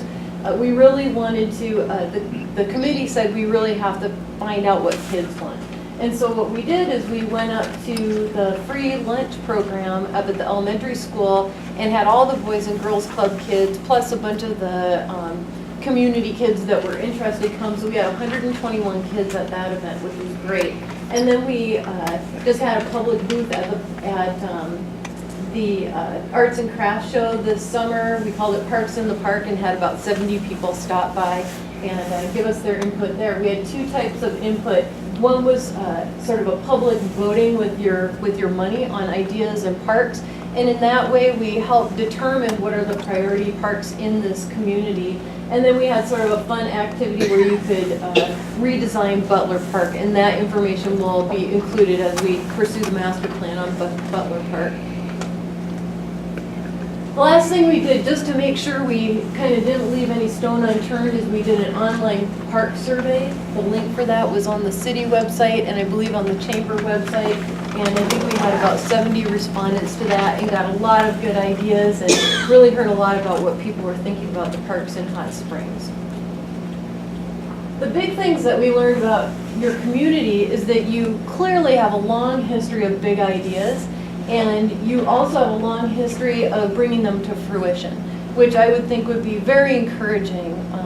From building the grandstand at Butler Park, which is not there any longer, and having these amazing, rodeos and car races and horse races up there, to building the Freedom Trail with its lighting along there and benches. What's that? The plunge. And of course, taking on the Evans Plunge, a huge idea for a town of this size. But the thing is that everybody, no matter the big ideas, and it doesn't matter if it was a little 3rd grader or a great grandma, you have big ideas, but you're practical minded. You don't want to reinvent the wheel, and so you're always thinking about, well, what can we save along with what needs to be changed? And that was just a practical mindedness that we heard throughout all age groups. But one of the big things that we heard is Hot Springs has over 100 years of community pride in its parks, and everybody knows it. People are really, really excited about your parks, they're passionate about your parks, and committed to keeping them really a source of pride in the community.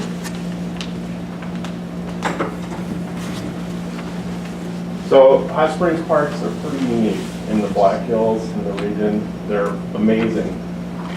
Our part in this was to listen to all that input, and then with the committee, we kind of sorted this out into a series of recommendations. And there's 2 types of recommendations. There's policy recommendations that help you do your job more easily as government. And then there are strategic implementation recommendations, which are real projects that you do out in the world. So starting off with the policy recommendations, we have kind of 4 categories to talk about.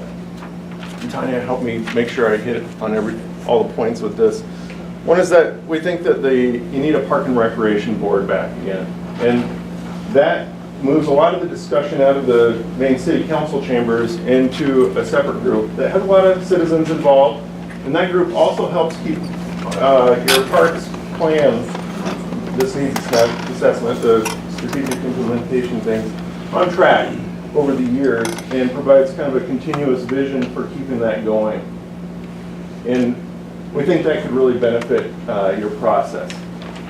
Second part of that, though, is to build a parks foundation. And that's its own entity that can raise money separately for parks in your community. And parks in lots of projects, right? You have lots of different public projects that they could be involved in. But we think that one built around parks could really benefit the community. And then one that we heard a lot about that we think could really help you guys tonight is develop a process for accepting community suggested projects. You know, everybody in town's got a couple ideas for what you should do, and they should all be heard by the city. But it would really help you is if everybody really thought those projects through and gave you as much information as possible to understand what it is and help them achieve their dreams for you, right? So, as part of this needs assessment, we provided a form that you can take forward perhaps and use or not, but we think that this could be a way for you to get front-end information for a lot of things that take up a lot of time in meetings like this. So this will ask of people to think about their project. What is it? Where is it going to go? How long is it going to take? Who's going to raise the money for it? Once it's built, who's going to take care of it? Is it going to be something the city does? How long is it going to last? Is it a project that's going to be here for 100 years? Or is it just for this summer? When you guys get this information, you come to the meeting, you know exactly what's being asked of you, and so does the person who filled it out. It really helps them think about their project. So it's win-win for everybody. We think that could be really successful for you in helping be efficient in governing. So, and then one more piece is to support efforts to connect Hot Springs to regional trails, and that could be a bunch of different things. I mean, I've heard about connecting to Angostura, that'd be great. There's some conservation land to the south that would be fun to have trails that headed out of Hot Springs towards, and of course the Mickelson Trail would be really great to connect Hot Springs to. That, you know, you guys are kind of like Spearfish in a way, and they're getting their connection made, but connecting to the Mickelson lets you be part of that Black Hills recreation system for the trails. So that would be really great. And all that really means is that it's kind of a policy statement to say if property comes up, it's the right place and the right time for the city, then it is your goal to eventually connect to these different regional things. That's not really saying, hey, you should get out there on a buying spree. What it is take advantage of those opportunities or make it a priority to take advantage of those opportunities if you're able. These trail projects take years and years and years to happen. And if you guys know you're ready for it and support that, I think, you know, good things will come to you.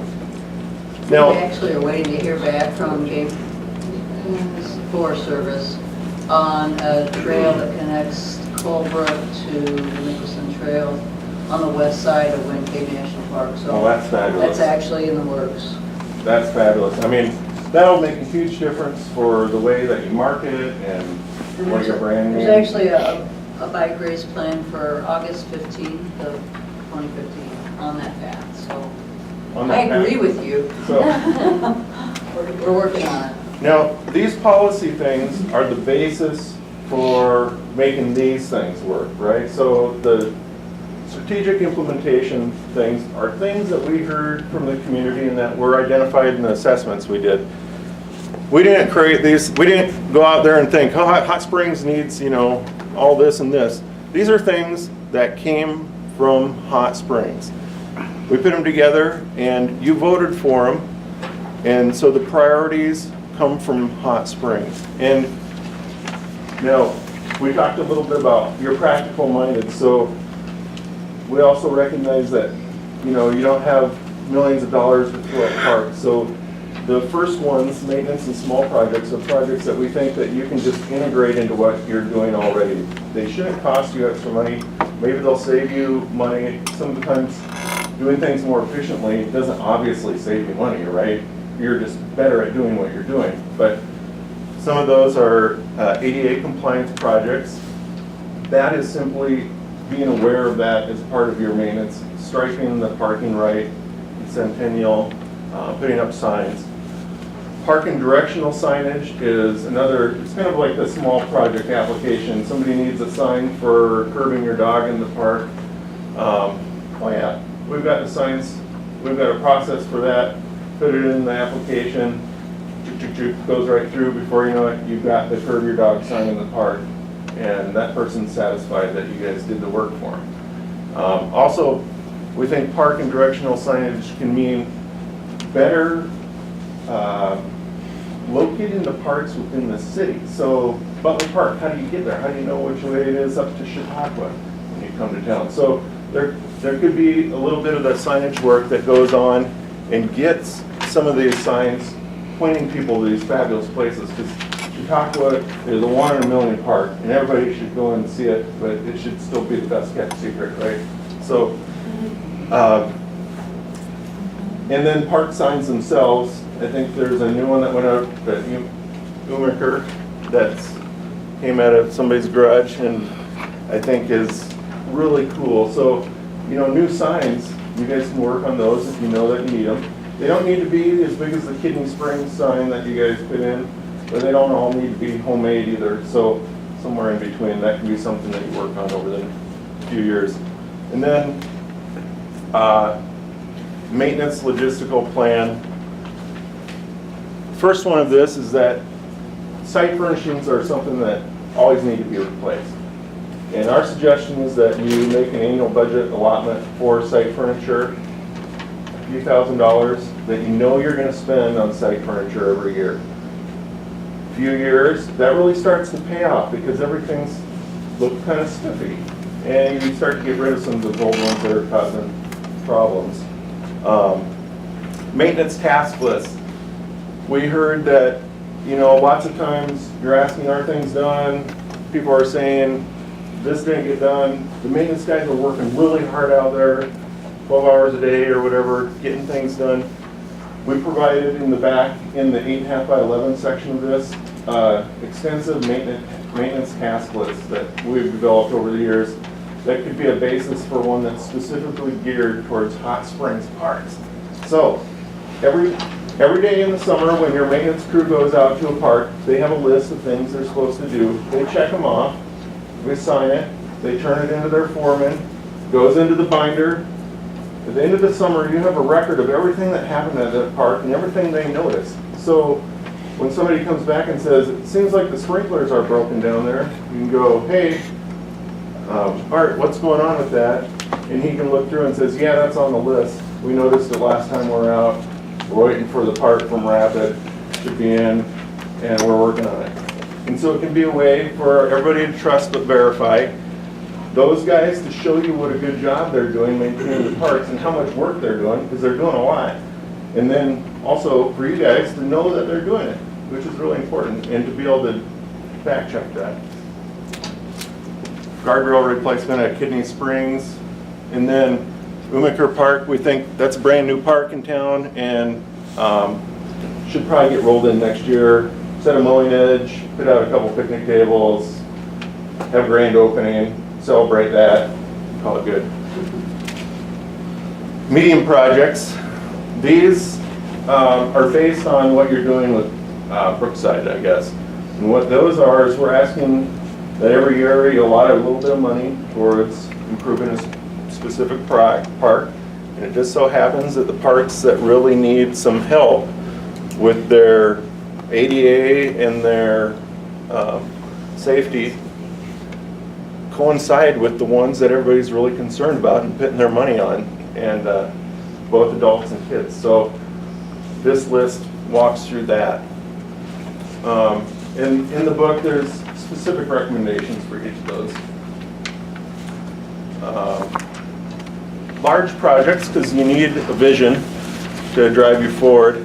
And there's a few of them here that we heard a lot about. Butler Park. And you have some things that are going on with that, and we'll come and talk to you about the master plan. We also heard this Freedom Trail. The Freedom Trail itself is a point of pride in the community, and to develop that the river walk that goes north can connect up to Evans Plunge, eventually up to Chautauqua maybe, and be that connection to the Mickelson Trail. That can be, it's kind of a difficult project because of where it's located, but I mean, to be able to complete that would be amazing for Hot Springs. It'd be fantastic. And then the Evans Plunge grounds. That was really important to everybody in town.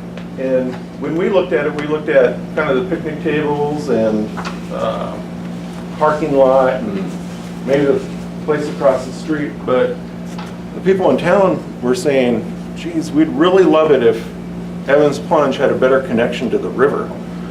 You know, it's a pool, it's right next to the river, and wouldn't it be great to have better outdoor spaces that are related to the water? So we think that's a large project that could be, mean a lot.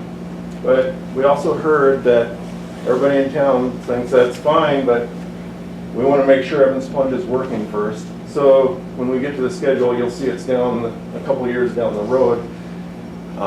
People want to make sure it's working. They like that. So then there's these partner project or hero projects. Those are things that are maybe not necessarily the best things for the city to pursue necessarily. Art on the river walls. These are things that when they come and you have somebody who wants to pick up that ball, you help them carry it however you can. So we're not being prescriptive about that at all. We just think that this is just a list of a few that we heard. So who knows what people will come in tomorrow and say they've got an idea for it. But you'll know because you'll have that little application filled out. It'll be pretty detailed. So we did put together this into a strategic plan that goes through the years, and it's a 5-year plan. A lot of times people do these plans and it's a 20-year plan. We think that to keep you guys wrangled, we're going to be lucky to keep you through the end of the meeting, So with that 5 years, it's kind of an ambitious goal for kind of setting some goals for you, or ambitious goal for you guys to pursue. Let's see if we can knock these things off the list and keep on track. What this does is it removes a little bit of the what are we doing next year discussion and a little bit of the reactionary type things that might have happened in the past. We think it's a great tool for you guys, and that's really what the needs assessment is it's a tool for you to have responded to what the public has said is important to them, and for you guys to get things done. So I think it's going to be a good tool for you, and Tanya and I are really happy to work on it with you guys.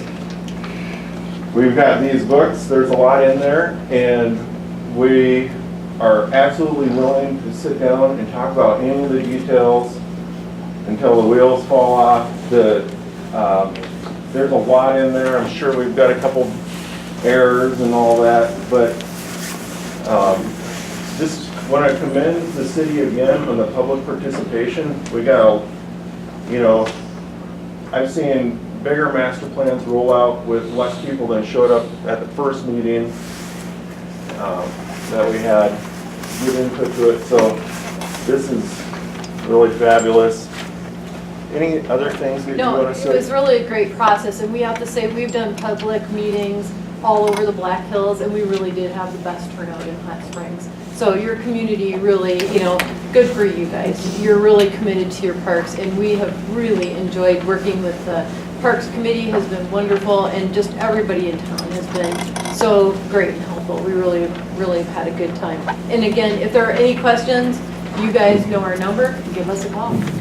Tanya, I'll probably call you in the next week or so just to set up a time where we and probably Wes can talk and just really focus on the priorities here, because it's a 5-year plan, but we probably need to break it down and try to figure out which bite to take first. And that's that brightly colored thing we had, that's in your report, and so take a look at that, and we'll, of course. Okay?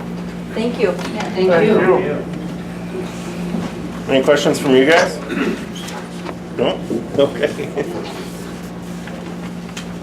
All right, George. Did you have any visitors next time? Right? Okay. All right, Misty, did you have anything you wanted to share today? I'm just going to talk briefly about Misty then in my section. She's done a great job coming on board. I really appreciate everything I've gone to her with. She's been able to find the answers. She probably gets a little help from Debbie still. But I just want to let you all know that I think we're on the right track here. And things are going well there. I appreciate that. Thank you all. Did you want to say anything? DOT is taking comments on the reconstruction through town. I think for the next 2 days through the 19th.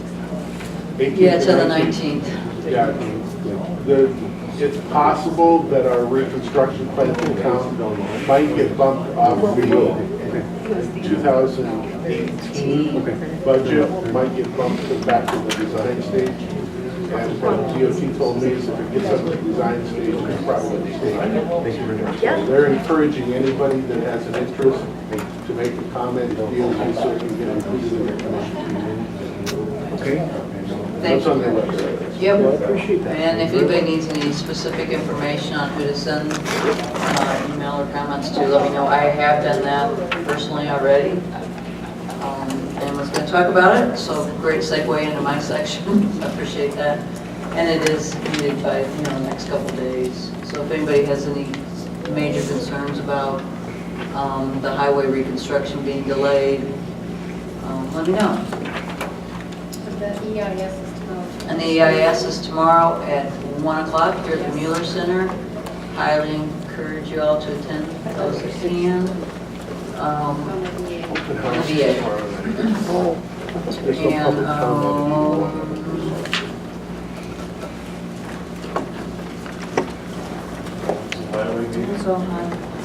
it's actually in Pier on the 20th, I believe. So they need comments from us by the 19th. It's in the paper.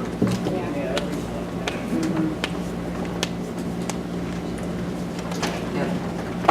So I didn't have anything else that just in case you missed, we did buy that golf course lot. I think you might have all saw that in the budget. Somebody asked me to make sure you all were aware that that went through. So that's all I have, and I'm hoping you're all available for executive session. Motion to go into executive session.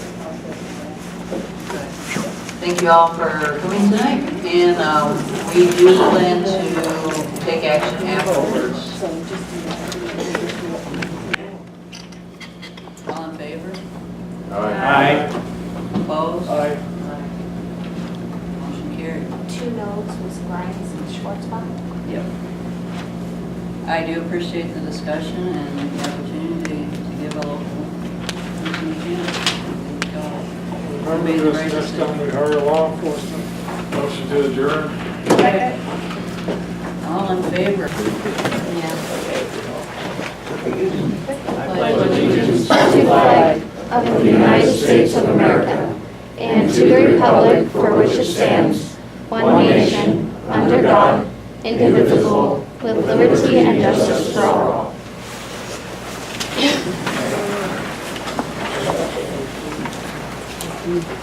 I'd like to make a motion, we go into executive session, to discuss personnel before we start the meeting.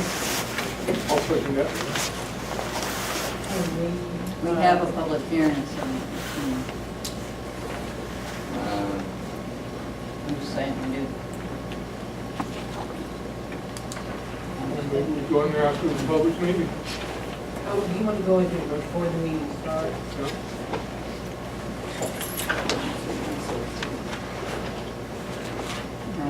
And we'll put the item you want into executive session off the agenda instead. And just move it? All employee matters then should be tabled until after executive session. After the executive session.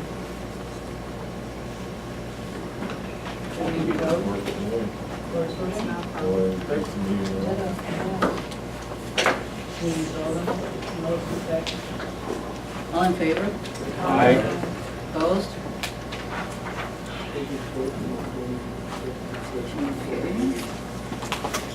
I know you just voted on going into executive session before the meeting started. You never made a motion to table it. I'll rescind my motion, make a new motion to go into executive, to table all employment matters until we go into executive session. All in favor? Aye. Opposed? Okay. Anything else on the agenda you'd like to discuss first? Roll call. Theodore's here, and Cindy, just so in case you didn't, and Scott. Okay, and all present up here.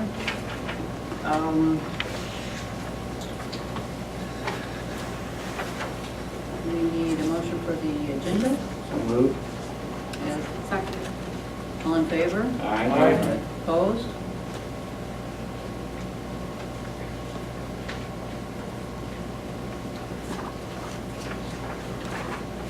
Okay, the minutes from the October 20th. Motion to approve. Second, Dan. All in favor? Aye. Opposed? Motion carried. Bills in between, $126,986.15. Motion to approve. Second. All in favor? Aye. Opposed? Motion carried. Current claims, $34,868.50. Out of balance. It always says out of balance until after you've approved it, and tomorrow I will balance it. Thanks, Debbie. All in favor? I got a question. Okay. Page 5, it says building repairs and miscellaneous repair parts for $662.60.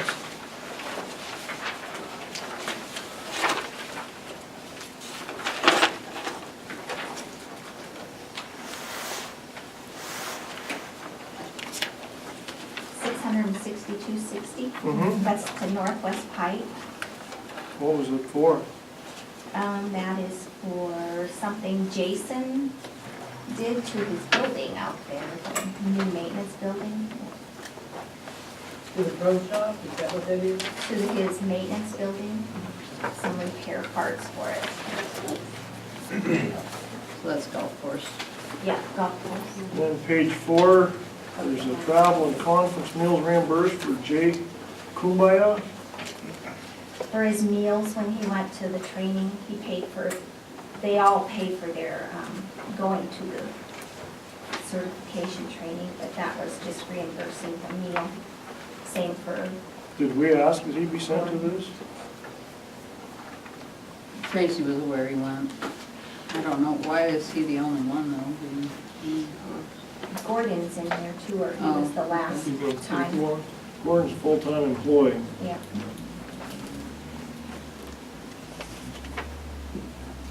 That all you got? Yep. I got a question. Ready for me? Propane. We just spent $6,823.78 on propane and $1.75 a gallon. Right now, the commercial rate's $1.67 a gallon. Why are we doing this? I've asked you that 3 times, that we usually use pre-buy in the wintertime, not now when it's cheaper now than what we're paying for it. It's the price through May, and the price will go up. And to do a pre-buy, you have to lock in on a certain amount, I know that, okay? but you don't have to use it right away. You don't have to use it till it goes past what it is now. Well, I mean, right now, the it's city hall tank was $1.67. empty, Well, why didn't you? because we don't have a Use some else? fireplace. We need heat. Why didn't you get proposals from people here in town and get a $1.67 We got 3 quotes. For the They're pre-bid. all higher. Did anybody check the state bid price currently? We went with the county. No, I'm asking, did you check the No. state bid price? No, Why? quite frankly, I didn't know we could even do that. Jason uses it out at the golf course pretty regularly. Guys, you asked me to do a propane pre-buy. I did it, and now you don't like it. No, But you, that's the deal. no, We like pre-buy, but you usually don't use it till the price of the pre-buy is over what you paid for it, not under what you paid for it. I'll I'd be remember like that you. next winter, but they usually go into this in August. We didn't until October. Still, we don't have to use it until it goes above the price. City Hall's tank was on 0. Never mind. Never mind. Any other questions?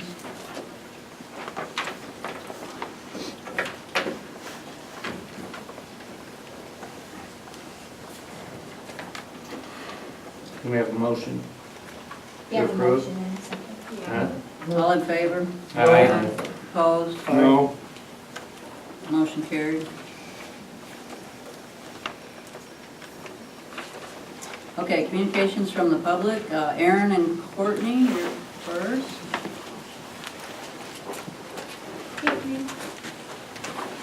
Good evening. We're here to speak to you guys again. And our pile is because we're currently cheering at the football game right now. And when we left, it was 0-0 and it was halftime. So we're hoping that gets better when we go back. We're here to talk to you about our fundraising and what we've done. We apologize for not being at the meeting at the beginning of October. We were actually at a cheerleading competition. So that's why we weren't able to make it on that day. Each of us have currently about $1,500 apiece that we still need to fundraise, and we still are currently working on fundraisers. We're looking for, through the month of November, to continue the raffle tickets that we have already started, and we've actually made quite a bit of money on that. We've sold those at football games, to our families, to local businesses. We've sat at the local businesses and sold to the public, so we've made lots of money on that. Yeah, we've done as much as we can. Really, the only big problem we had for not making as much money is because we don't have a lot of free time. We do it every minute we can. And then we also did a steak night down at the American Legion. And we also did bake sale donations, and we sold our raffle tickets there. So, That helped with our last minute. Yep. Do you guys have any questions for us? Yeah, how much have you gotten all together? Altogether, we've raised about $2,000 a piece, so that's like $4,000 together. So we have currently about $3,000 for combination between us. And we're not asking City Council by any means to give us that whole amount. We're just asking if you guys can help us out to help us out.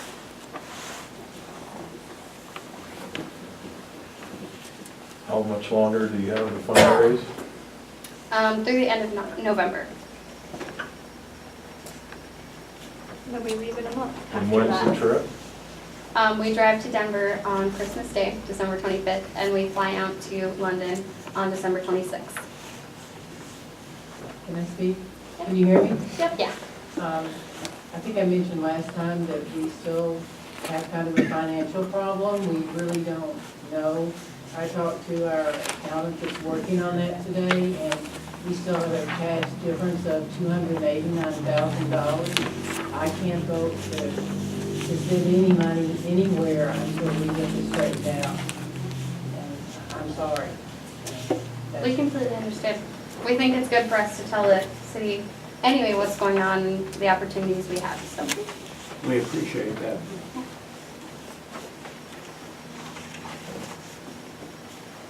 Any other questions for them or comments? Okay. We're gonna go back to the game now. All right, yeah. Thank you. Thank you. On the winning side. Yes, hopefully we win. Yeah. Thank you. Thank you. Jerry, and I think you have some information in your packets about this one. Yeah, I think Scott got a my proposal, a copy of it to you all. And basically, with the condemnation order, I understand Jerry can't sell the property, and we have agreed to an amount and such between us, but he can't sell it, I understand, until that is satisfied in one way or another. So we're asking to be allowed to assume those responsibilities for the condemnation and then go ahead and make the purchase of the property. Assume, Well, satisfy the Satisfying conditions, yeah, the- satisfy the conditions of the condemnation. okay, and you're the potential buyer. Right, we'd be correct? buying the property. Okay, 'cause you're both Jerry's. Yes. So just to be Yes. really clear here. Yeah, Okay. yeah, Jerry, I think it's Jenigus, Jenigus. yeah, he wants to sell it, and we have come to an agreement on the price, but we can't do the transaction, and because he's under the condemnation requirements.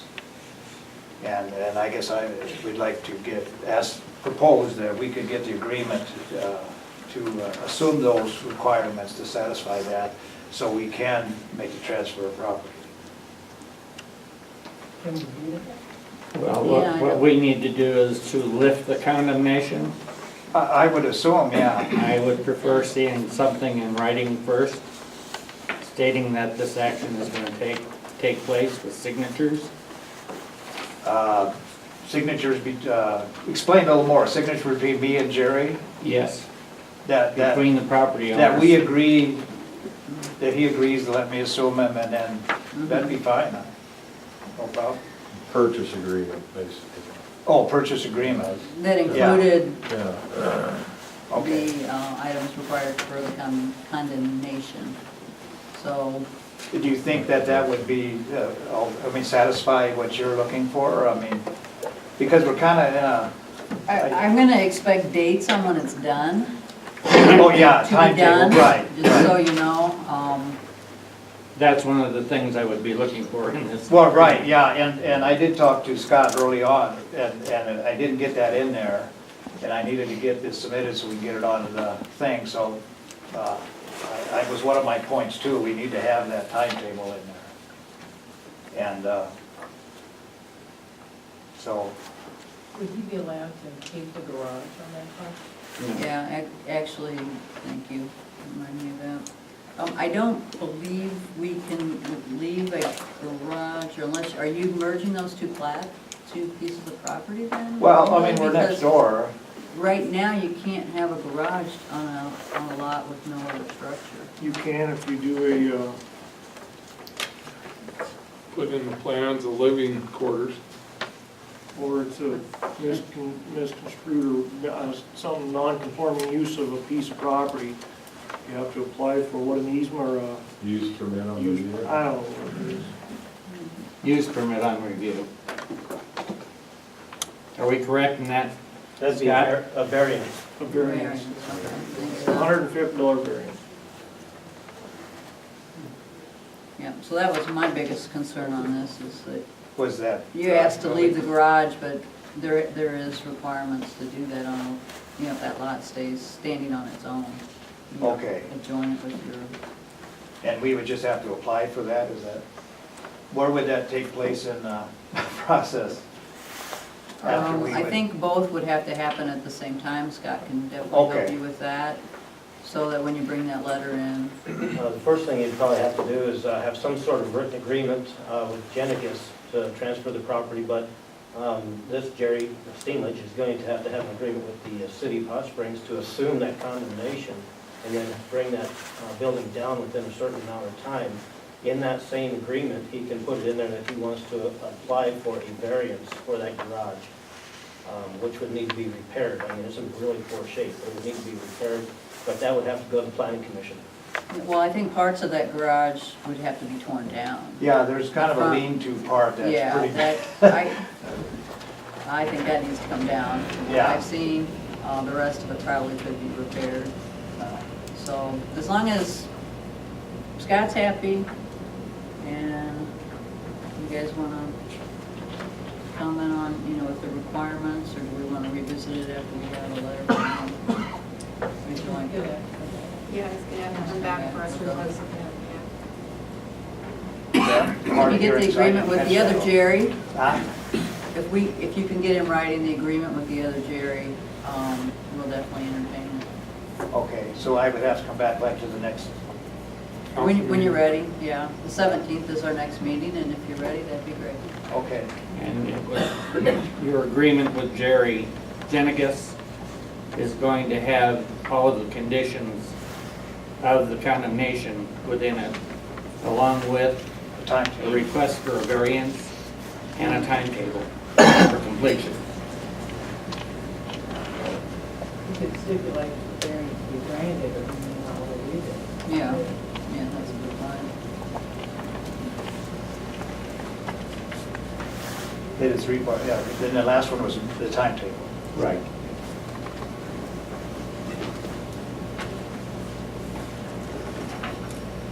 Okay, any other questions, or you need to?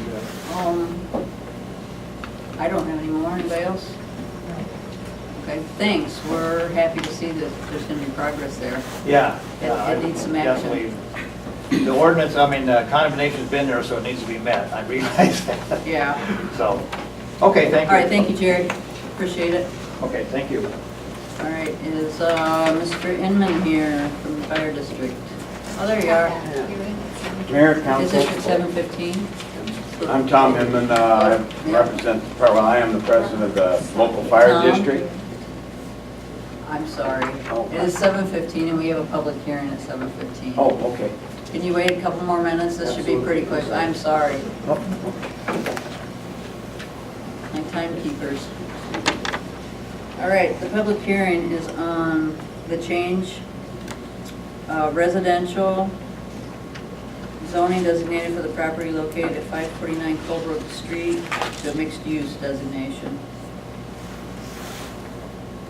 It's a public hearing, so if anybody has any concerns or comments about this rezoning, please let us know.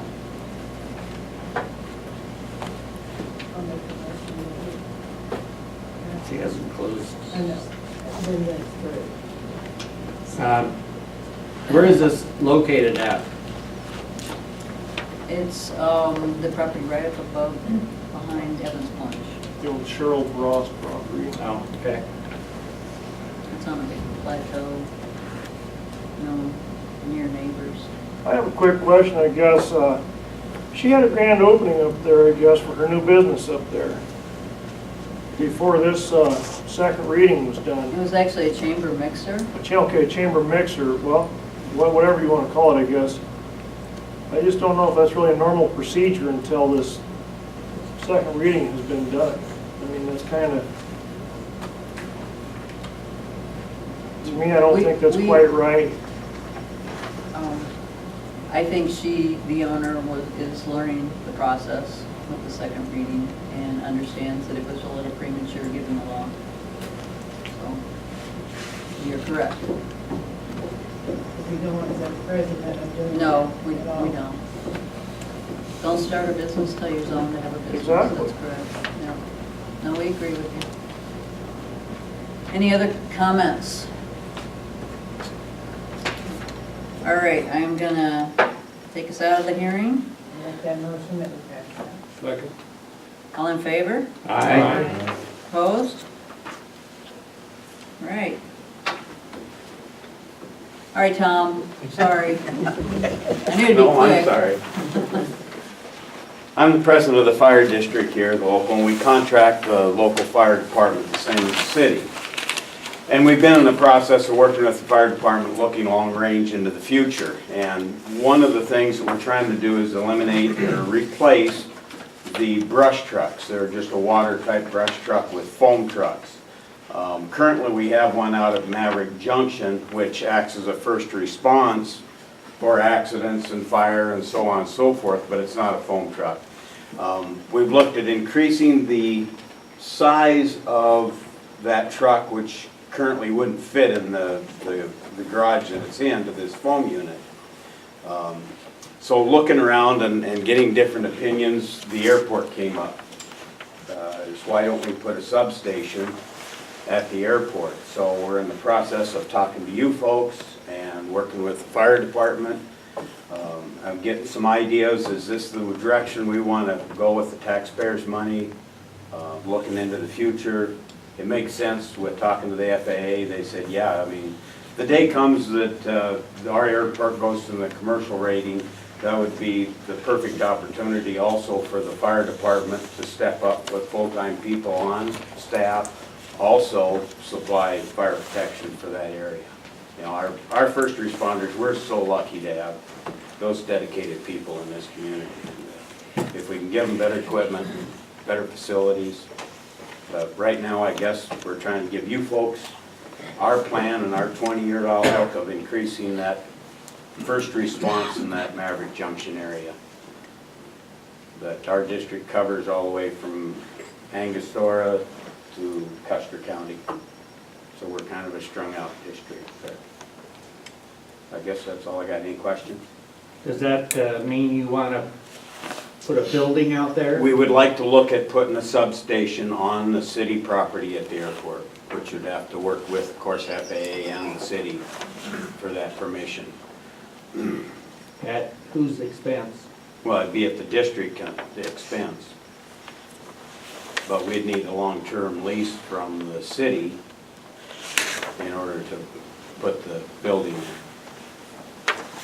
And would this coincide with our hangars that are out there already? I don't believe we want to be on the direct runway or property. We want to be there somewhere, probably, you know, there again, this is just planning stages, but where the hunting club is, right at the approach. FAA would have different regulations, so it sounds like too. Right, he's responding to our kickoff meeting with the 20-year or the master plan for the airport. The engineering firm was here last Tuesday, and you know, they just asked us to discuss with them different possible uses and future needs out to 20 years for the city/FAA property around the Gulf or the airport. And Tom and somebody else from their fire district, Brian Spitzer, you know, asked me if they could speak to the engineering firm, which they did. I appreciate you coming out that day. And then we just thought that the whole council should be aware of the possibility of planning for this in the master plan. So I asked Tom to be here to share with you all, so you're all on the same, you know, up to speed with what we're trying to do. this is definitely just the start of a planning stage. But, you know, we need everybody's opinions and input. It just makes sense that if we're going to put a substation, either like on the Coffee Cup property, which was originally discussed with those folks, but it makes more sense that it be on the airport. It would, I mean, And it's actually a benefit to, you know, fire abatement at the airport if there was a need there. So it's a benefit to us. There's that empty field on the left when you turn in there. That'd be close enough to the highway. Yeah, it'd just have to be good access. Of course, there's a lot of things that have to be looked at, but, Yeah, we're just, it's very preliminary, just kind of wanted to get in front of you guys so you were aware. It's a good idea. I think it's a good idea too. we're gonna have a written plan and a drawing of a projected building, but I've got to work with the fire department on this. I want them involved, and What I'm gonna do, Tom, we have 2 surveys that came from the engineering firm. One is from pilots, and the other one is for businesses. So I would like you to fill out one of those surveys or someone from your organization, and also include the write-up that they requested from you. Sure. With that, so that's, you know, in the next couple weeks that we'll be asking for that. And we're working on the draft of this survey right now, so as soon as I review it, it'll probably be sent out, so. Okay. Watch for it in a couple weeks or less. All right, anything else? Thanks, Tom. Thanks for coming. You bet. All right, any other communications from the public? Yeah, I got something. I asked it to be on the agenda that we discussed this Evans Plunge name change. And I guess you decided to take it off the agenda. So I guess I'd like to clear the air here on this name change, logo change situation. We are looking to change the logo, not the Who's name. we? Theodore, and I'm fine with it. But it needs to come to council and be voted on. When we have a logo for you to look at, we will. Well, I guess, why would we want to change the logo? I don't understand. Because it should be more like a city branded sign, not Broncos colors or whatever those are. I'm fine with Broncos color. So, I'm not. to change all this Thanks for advertising, I telling me guess, that. I'm curious what it's gonna cost to change all of our advertising. We have to do that every year anyway, so that's not. Well, I guess, this Mammoth Springs at Evans Plunge keeps getting thrown out, and that's false. That's not the Mammoth Springs. I guess I want to get that And cleared that's not up. what we're doing. We're changing the logo. It will not say Mammoth Springs. Because we did do the research, just looking at it. And for some reason, everybody gets all excited, but clearly the logo is outdated and does not match city branded colors. Are you talking about the swirling? Yeah, so we're just looking to have more of a brand, the colors that we have on our city entrance sign, and to have it look more like a municipality as opposed to a privately owned business, which it's no longer. Good. Okay? Yes? I'm Linda Varvel, and I was coming to the council to look for an update on the paperwork for the lien on the Fresno property. I have signed that and it's back to the attorney, and I have not heard, I did not hear anything back yet, but Okay. So it's is your in city, progress. is your city attorney going to be notifying me of? I believe so. Okay. I had to sign it before it could move forward. And I Okay. think Debbie, you signed that as well. Okay. So we at City Hall have done what we can to move that forward. All right. It's just now with our attorney, right? Yeah. Is that where it was mailed to? All right, thank you. I just thought I'd check. Yeah, I appreciate that. Thank you. Save me a call. All right. But yeah, it's in progress. Okay. Any other communications from the public? Yes, sir.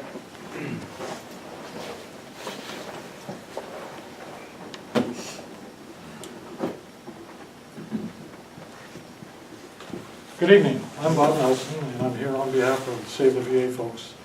I want to talk with you a little bit about the next step in the environmental impact study that the VA is doing.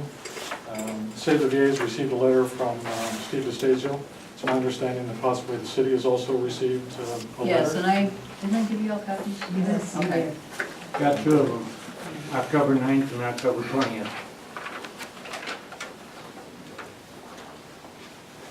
For the dates for the workshop? No. No, The dates Oh, of the their dates, letters. you got the letters. Okay, all right. the workshop's like. Yes. Save the VA has two concerns with this letter that I'd like to share with you. Is that the one from the 20th? Ours is dated on the 20th, yes. Okay. I think they're the same, it's a 4-page letter. Someone who is just reading this letter for the first time would think that this is the first environmental impact statement, section 106, workshop. They didn't identify who the consulting parties are that are going to be at the meeting, so we asked them directly who those consulting parties are going to be. Good question. We view this as a continuation of an original Section 106 meeting that the VA conducted back on May 31st of 2012. There's a Hot Springs article that covered that. The VA is initiating the consultation meetings with interested parties as described under Sections 106 and 110F of the National Historic Preservation Act. So they've already started the process. Our concern with this is when we ask who the folks are that are going to be at this meeting, it's a much smaller subset of the folks that the VA invited to their original meeting. So these folks should be a part of this second meeting, not the first meeting. So we're concerned about that. The other thing that we're concerned with is that they arbitrarily picked a date without actually talking with any of the consulting parties to see what dates would work for them. The expert for Save the VA, Amanda Campbell, is having scheduling problems. The National Trust for Historic Preservation, the two people that they would prefer to have here, they've already scheduled elsewhere because they weren't aware of these meetings. So what we're asking, Save the VA has already sent an email off to the contractor to say that we're requesting a postponement of the November 18th and November 19th meetings until all the consulting parties, only the original consulting parties, we're assured all of them have received a letter to make sure that they're aware of those meetings and that they actually work actively with the consulting parties to arrive at a date that works for the majority of the folks rather than saying, here's your opportunity and I'll be there or miss the opportunity. So what we're asking is for you folks to consider whether you want to request the contractor to postpone the dates that may work better for you folks. I'm sure you all have schedules. So we're concerned by the fact that the appearance of this is the VA is doing what we've been afraid they're doing all the time, or have been doing it all along. They're really not consulting. They're looking to check a box to say, okay, this is the next step. Goes down. Are you going to be contacting the? We've already contacted them. Did you get a response? We sent the email off today. Okay. So I haven't got a response yet. The letter says you can contact Black Hills, but we've contacted the contractor directly. If you would like to do that, we can certainly give you the email address. Are you proposing a new date or just? At this point, we're not. Okay. If you folks have something. Well, I would, if I request a date change, I'd like to propose a date. I don't want to just say, I don't like your date, because personally it does work for me. So, right, so I'm just saying, I need somebody to propose a date if, when's Amanda available and. Yeah, we're looking at somewhere in 2017, 2018. Okay. This is. I'll be gone, so. Not necessarily. Well, no guarantees I'll be here. This is just like everything else that Dastasio and that upper echelon has been doing to get this VA shut down. Like closing the operating rooms, doing away with the x-ray technicians, and not being able to get medication there anymore. I mean, it's arbitrary and capricious. This man needs to be hacked off right at the neck. Dastasio? In February. Yes. That's a long time.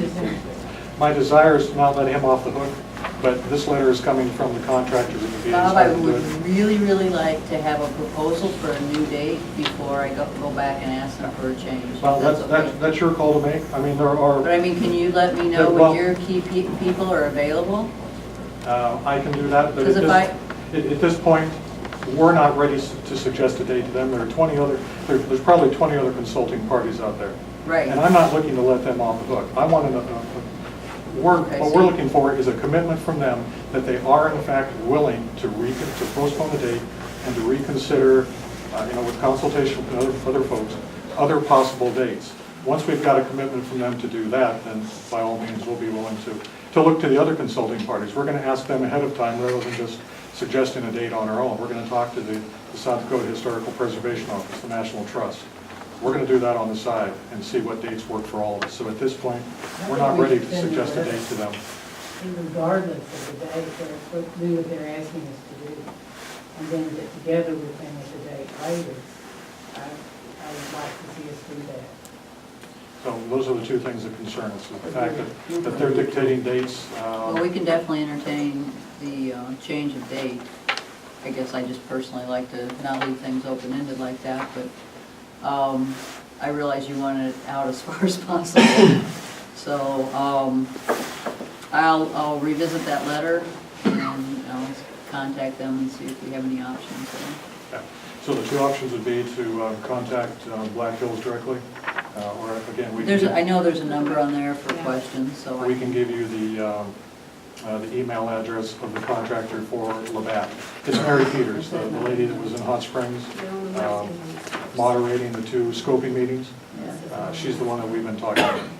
Mary Peters? Mary Peters, yes. And where is she out of? She's out of Bellevue, I think. It doesn't say on her email, but I believe she's in Wisconsin. I believe that's where they're out of. Give me whatever information you have on who we should contact. In the letter, we only have the email to DeSagio. Yeah. So that would be the only way I would be able to give feedback, unless you give me something else. Which way do you prefer to go? I'll do both. I mean, I Okay. can contact both. So you want the email address of the contractor? Sure. Okay. Yeah. All right. Thank you. Thank you. Thanks, Bob. Thanks for all your hard work there too, in general. Any other communications from the public? Not sure how this works or anything, but I got a complaint. I'm Jonathan Flight. I live at 945 North 24th, and I got some cars that are deemed inoperable, and I really don't know where to go from there. I got complaints I got to move them out, and I've been working on it. I got 3 of them out, and I got probably, I guess, according to Scott, I probably got 2 or 3 more to get out, and I'm really not sure where to go from here. Do you have a time frame on when you think you'll get those 3 more out? Or, can you hear me? Do you have a time frame on when you'll get those out? Well, usually there's a letter that says 60 days or something like that. Is that something you can do? 60 days I can do that. Okay. Then I don't think we have a problem. You can do that. Okay. 60 days before the end of the year, John? Yes, I think so, I can do that. Okay. Then I think we're okay. And then, you know, like some of them got flat tires and they're not licensed, and I'd really like to keep them. So would I probably better, you know, just get the tires aired up and get them licensed? So I, you know, some of them might, you know, they're classics. I really don't want to junk them out. And so I'll take care of that. Okay. Yeah, I think we're fine if you're okay with the 60 days. Was that the only complaints they had, was just vehicles? Well, I had some building materials, some pallets of blocks that I'm building, you know, in the process of finishing my house. And Scott took some pictures of these concrete blocks, evidently. You know, I don't know if it was my neighbor complaining or who, but, you know I got this page with all the pictures on it of all the stuff that I gotta correct.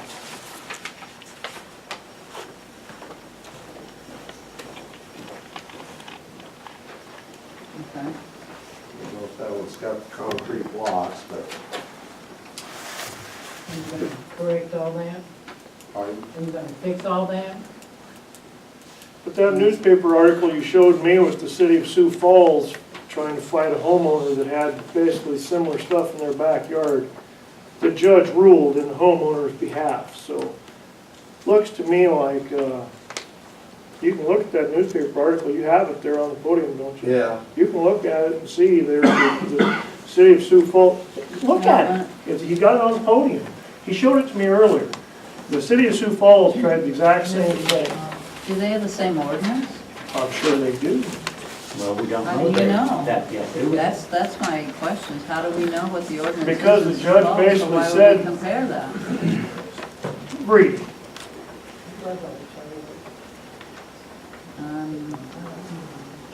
It sounds like Mr. Clyde said he would comply in 60 days, so I'm not sure. Well, it looks to me like it could possibly set himself up for a lawsuit. and I tore it down, and I was trying to find a picture of it finished. And I built a big sun porch, and this is pretty much it finished. You know, it's, this letter from Scott, it deems me that, you know, it's, my property is a public nuisance, and, you know, I'm just really concerned about that. Well, we do have, you know, ordinances about the unlicensed vehicles. If you can get the tires aired up and get them licensed, then there's not an issue. Yeah. But if you can't, or, you know, it's time to move them. Yeah, I understand. Okay. On the vehicles, one thing, but I don't know what else is in the complaint. Johnny? Well, like I said, the concrete blocks, you know, I haven't got the front porch built yet.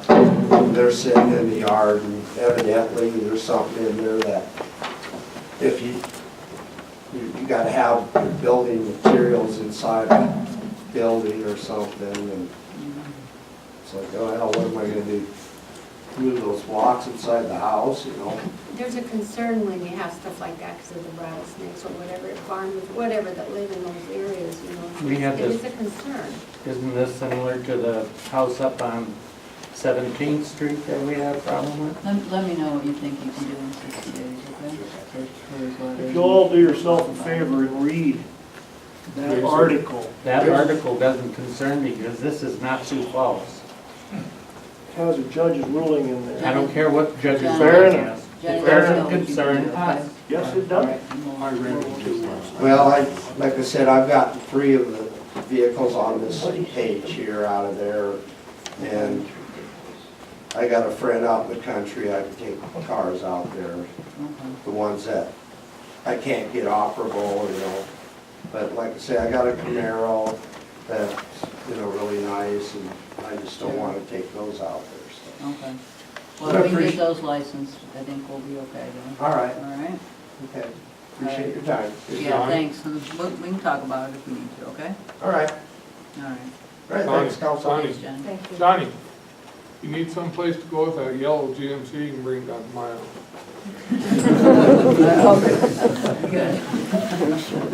That's, That's the best fix. Johnny, that's called a hook. Don't fall for it. No, I've been holding on to that one for a long time. It's a classic, but, you know, like my cars in my yard, they're classics, they're not just old trashy cars that, you know, Let's see what we can. belong in do a the 60 demolition days. derby or something. Well, that's what we, like she said, see what we can get done in 60 days. We appreciate it. Okay. Yeah, thanks for coming in and talking. Thank to you. us. I appreciate that. Anybody else?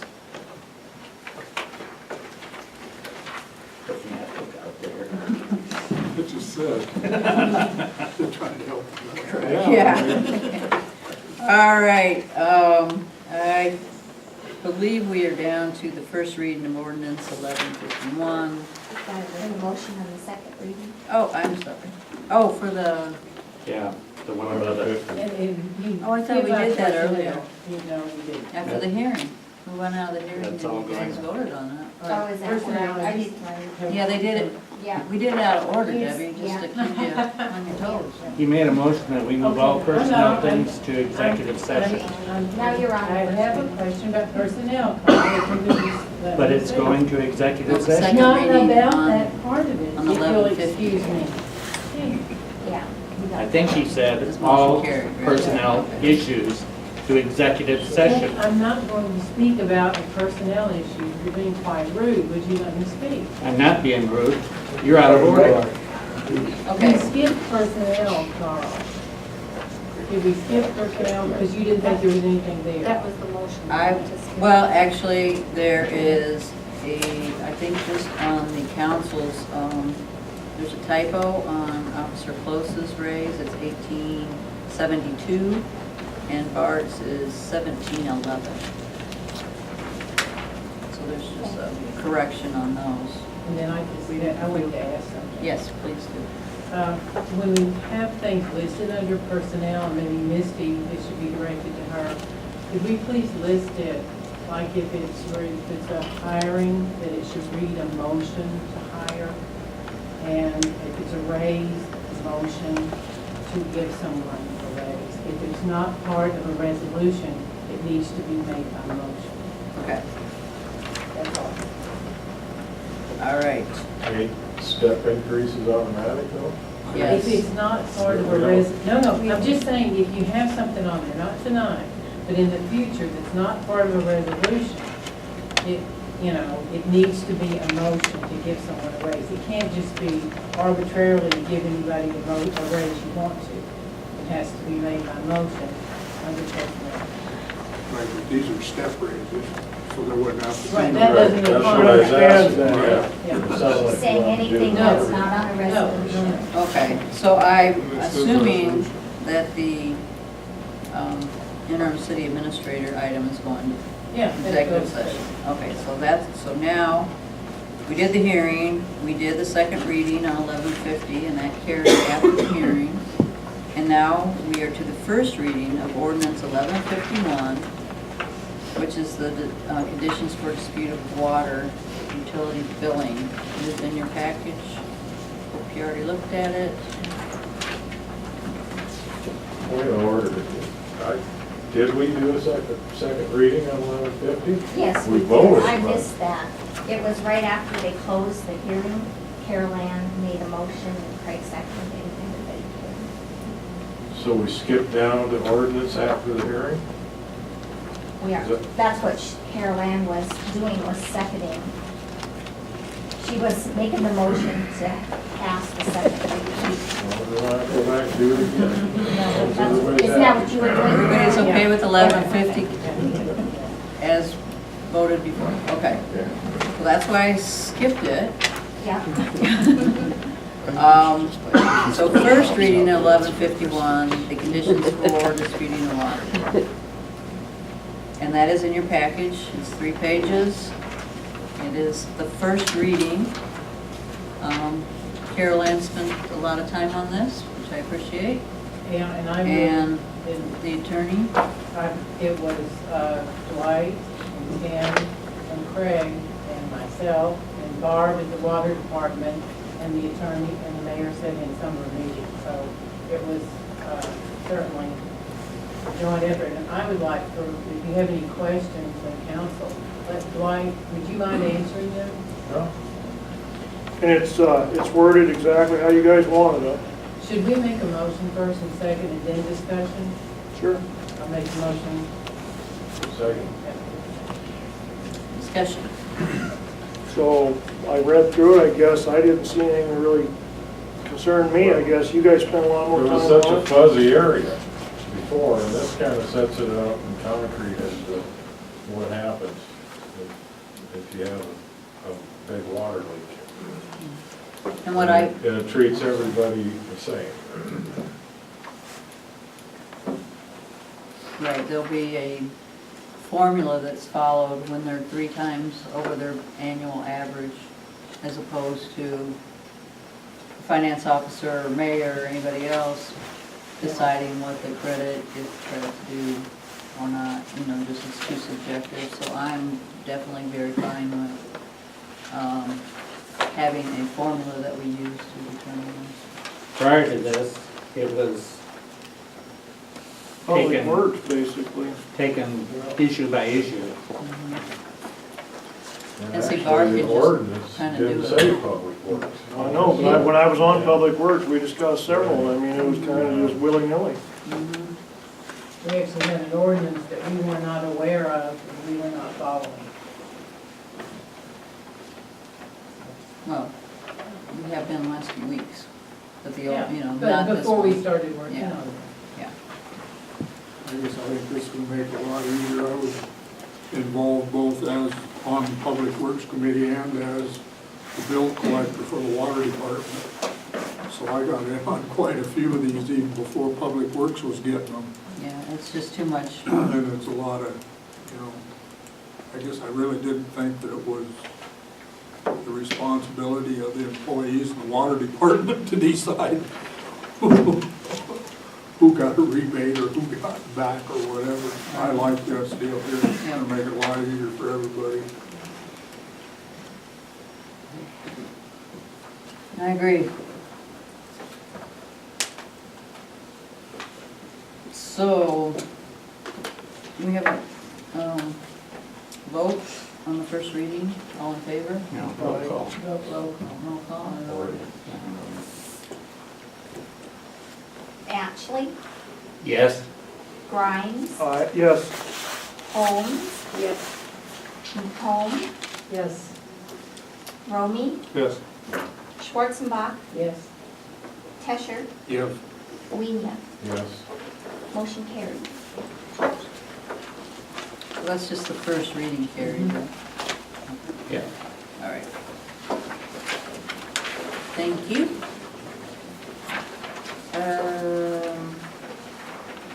Do you want to discuss this resolution now or in executive session for the scale for city administrator?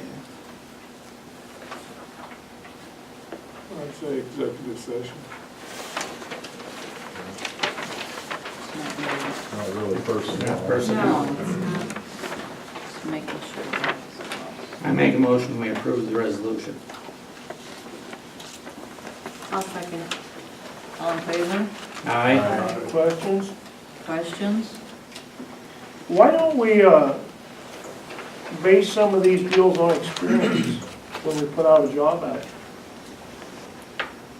How do you dream up a wage when you don't know We're what going you're with getting? the statewide average for a Class 2 city. That's not dreaming it up, that's based on data across the state. No, if you, Yes. if you read Municipal League magazine, a lot of times when they have a job app for all kinds of stuff in there, it'll say, depending on experience. It doesn't say, we're gonna follow the state guideline on wages. And that's why we can say they have 1 year experience, 86% of this, 2 years, 3 years, 5 years. It is based on experience. This is the top of scale. This is top of scale. Based on the statewide median If you're salary. gonna base that, then you for- have nowhere to really start at. You have to start them at whatever your, 80%. That would be the 80%. 80% of that number. So if a person really isn't qualified, irregardless, you gotta start them at 80%, whether they're qualified or not, right? Theoretically, Theoretically, but okay, theoretically. why would we hire somebody that's not qualified? I don't know, why do we? No plan to.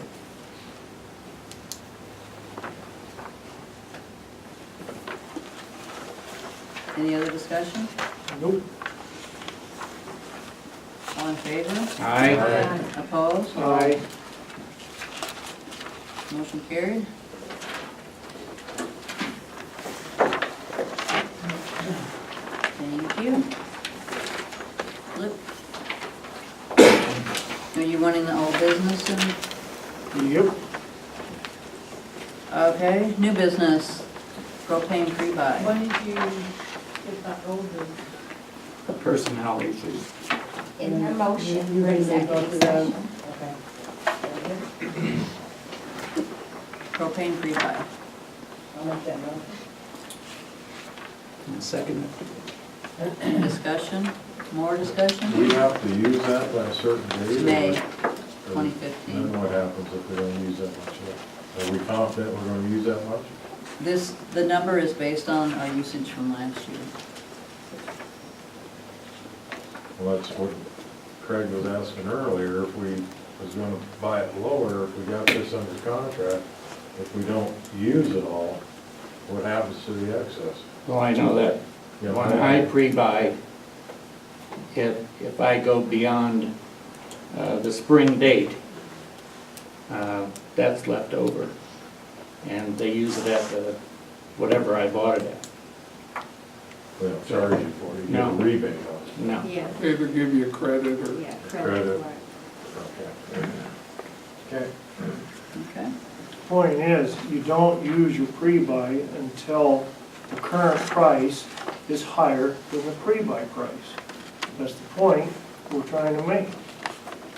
You're using the pre-buy price when you can buy it on the open market right now cheaper.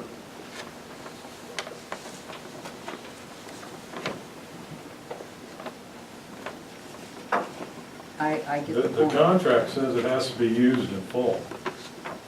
Well, I didn't negotiate the contract. If someone would have asked for a little help putting the contract together, I guess maybe it'd been different. But that's how the contract reads. It's been on the agenda since at least late August, so.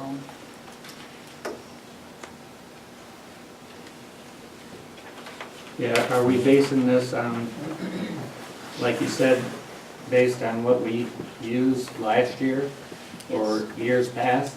Last year. And we've used that many gallons? Yes, Did you do it on an average or just 1 year?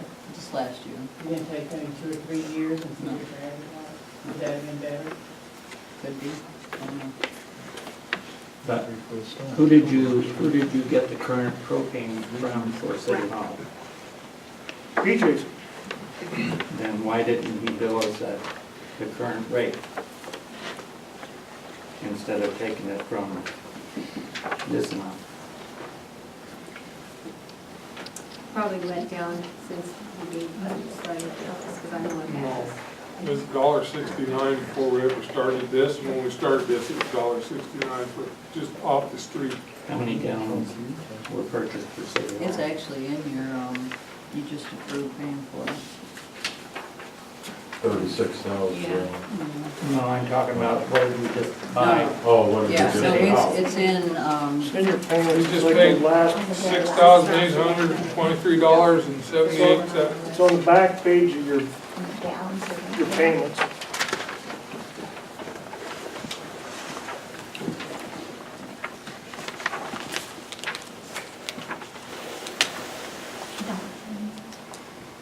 $5,800.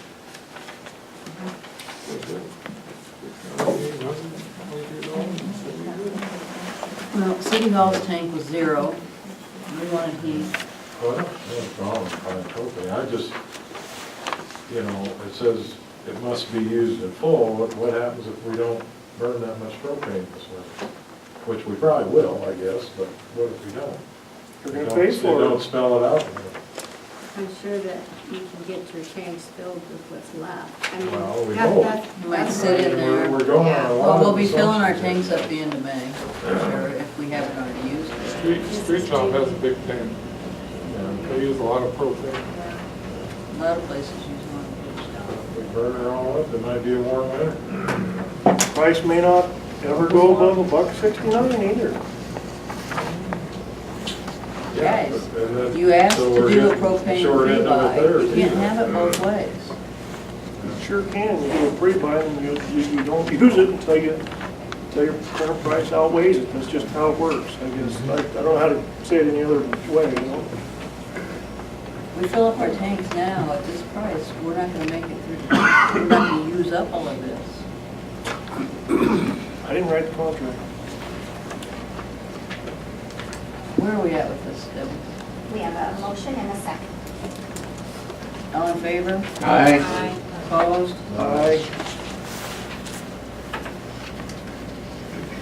Yeah, I have two, Motion carried. 2 noes, 3 no. 3 noes. Motion carried. Okay, we have heat. That's good.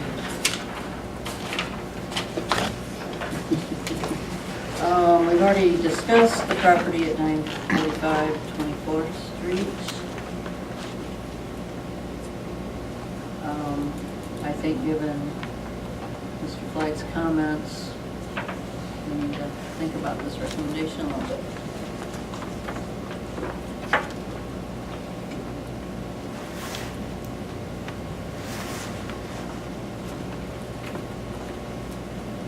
Do you want to return? What on that building?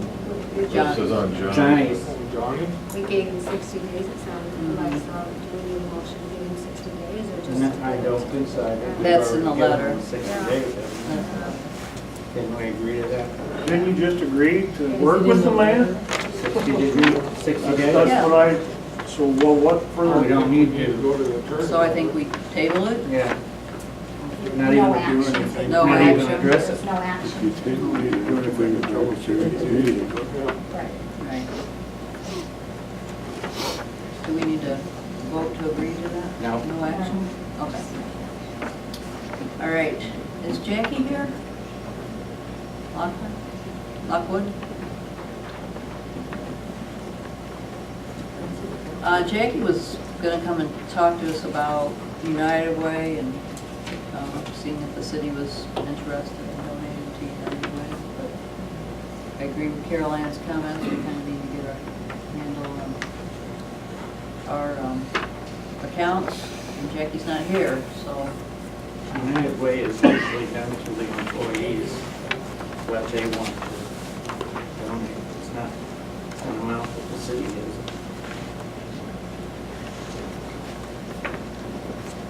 Any other discussion on that? We should give out, pamphlets or something. She was gonna come tonight. Okay, then it's probably already been done. They've already chosen what They they have want to do. till December or something, so it's still something that employees could do. Surplus city property, I think I asked this to be on here, right, Debbie? Yes. It was me, okay.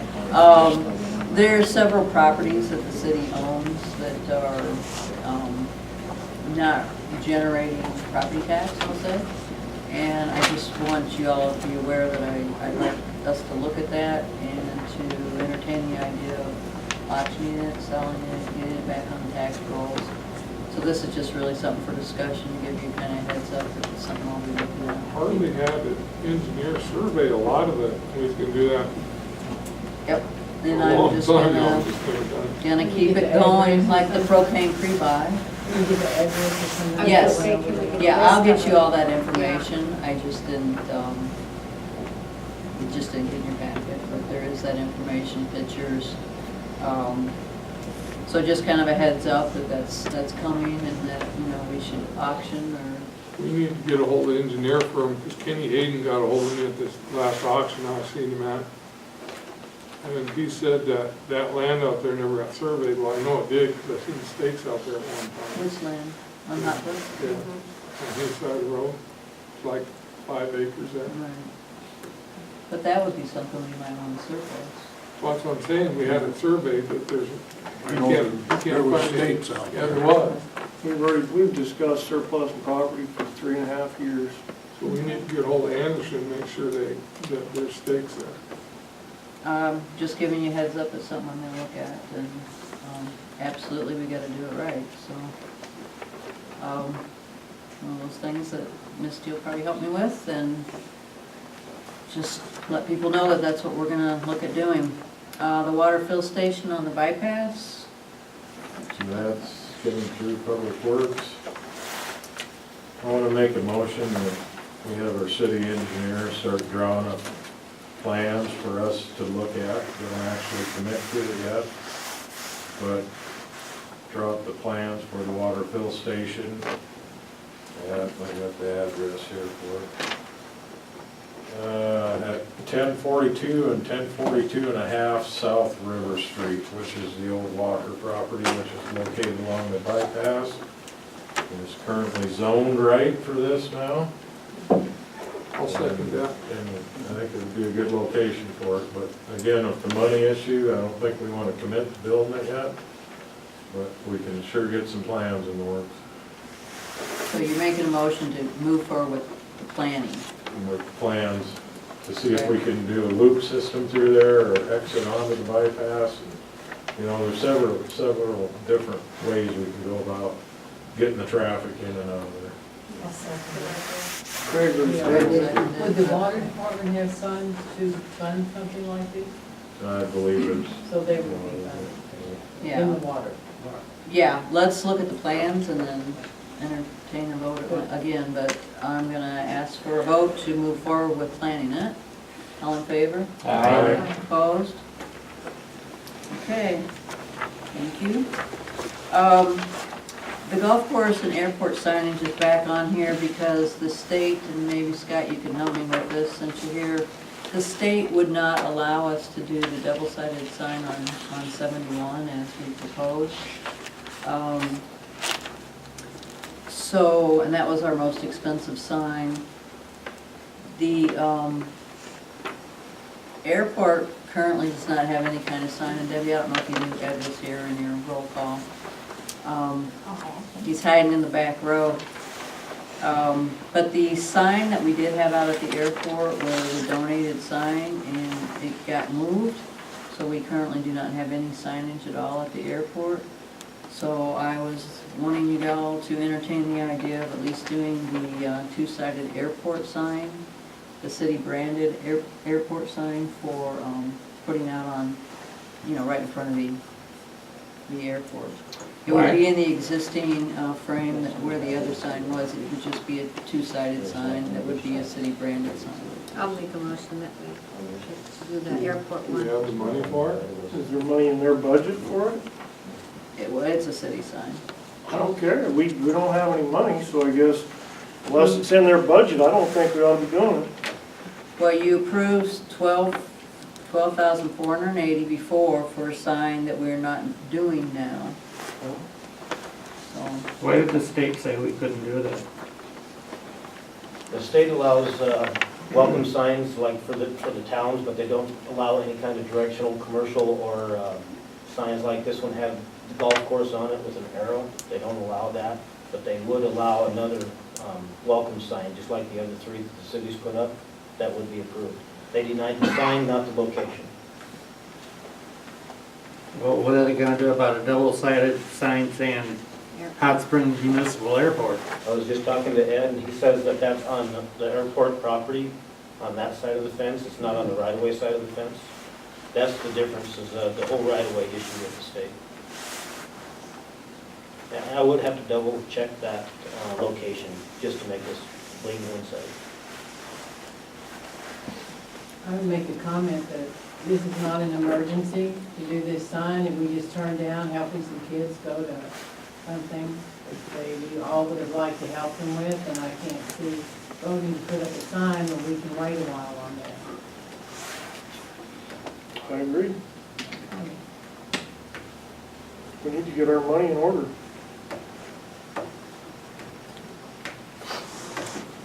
agree with that. I think we still need to vote on it at this point. You don't have a I second? don't have a second. Oh, I didn't get a second? We don't get a second. Okay. Oh, God. Then never mind. I'm sorry, I thought we did. I just made a motion, but nobody seconded. Oh, okay. That's maybe what I heard then. Okay. So, no action.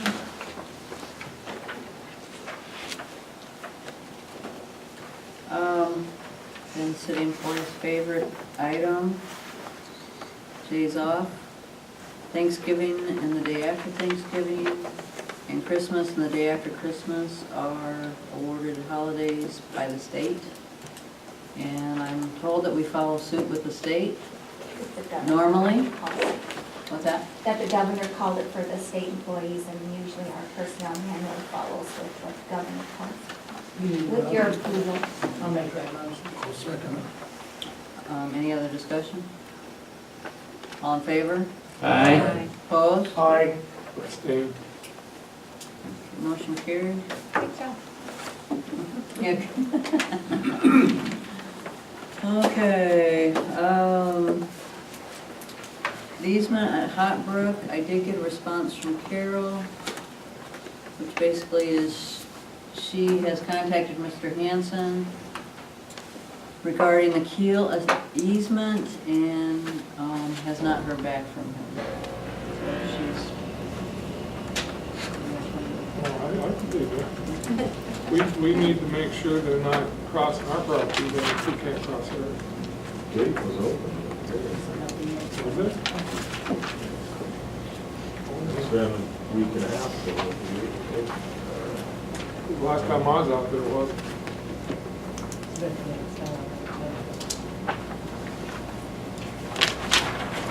Okay, so I'm just sharing information on that one. We need to have somebody go out there and make sure it's open. If not, we need to make Yeah, sure I'll they just don't go drive out across there ours. before I come in work tomorrow. Thank you. Yep. Hiring an auditor for 2015, Misty, you want to give us an update on the discussion we had today? Sure. Thank you. We spoke with Tracy Kettle Stinson today, about why we had a Want to give her a mic? I can speak up. It's video, it's recorded, so it's just, We spoke with Tracy at Kittle Forstenson today about why we are having a pre-audit for 2013 instead of just an audit. And then also about their ability to do an audit for us after the pre-audit is done. The reason that they're doing a pre-audit is because they want to help us make sure that everything's in line, and we haven't had our bank reconciled with our general ledger, which has to be done. They're gonna help us with that. And then once that's done, they can't do the final audit because they'd be auditing their own work. So she was going to provide us a list of accountants who would be able to help us with that. She talked about municipalities such as ours, because of the changing laws and standards, and all the CPAs are aging, and there's not a lot of accountants out there that are being hired in municipalities, that a pre-audit and the services they provide can help a municipality make sure that the things that need to be done are done in line prior to the auditing. So we hope to have the pre-audit finished by December. She gave us the first couple weeks in December as a completion date for a pre-audit, and then simultaneously we'll be working on a pre-audit for 2014, and then hopefully have an auditor hired to complete the 2013 as soon as she's done, and then start on the 2014. great, thank you. Yes, thank you. All right, Carol Ann. But don't we need to, Misty, I talked to her today too, Tracy, and when did she say we would actually, because we could go ahead and be in the process of hiring an auditor, because they're not going to get to us until probably next spring or something. She said she'd be completed with the pre-audit, but she was gonna give us a list by email, and I we know, can talk about. but she mentioned to me that you can go ahead and be in a hiring process anyway, and picking one out. Yeah, Which we're- we plan on doing. The three of us discussed that today, and we will be Plan on taking action moving by then. forward to get an auditor in place for 2013 and 2014. This comes from Von Thornton. Carl had questions about this. Must I get advanced authorization to conduct a government audit from the Audit General? The answer is yes, you do. So at some point, when we decide to hire an auditor, there's a form, Debbie knows what it is, you send it in, and then it's approved, whoever you chose. Did you give her a copy? Debbie's actually got a copy of it. Yeah. Okay. And I'll Okay. share that when we select a firm to do our audit. We'll bring it to the council. You guys will make a motion and to approve it, and then we'll send that letter into the Department of Legislative Audit, and they'll see who we selected and approve the audit. They send us a letter back. And one more thing that I didn't really understand until today, that we talk about doing an audit every other year. We have to have an audit every year. So if they skip a year, then they're doing 2 years at once. She said there's no city in South Dakota that does that now. You do yearly audits, it's cheaper, you do it every year, so you don't want to wait 2 years. You should do it every year. We are doing 2014 as soon as 2013 is done, and it'll be probably the same auditor, and that's what we'll request when we hire an auditor. So, we agreed, and we will do that, and they're already working on it. So, Misty's been here one day, and she's already working on it, so it is a high priority. They also mentioned some public accounting training that they're willing to do. They'll come down and do some public accounting Yeah, training. they one-on-one. Yes, Yep. Kettle Forstenson will help Yeah. train Misty in public accounting. So that's already set up too, and Banyan's next. So, all right, any other discussion on that? Okay, Carl, administrative committee report, please. We have not had a meeting. We'll have one until the Wednesday before the next city council meeting.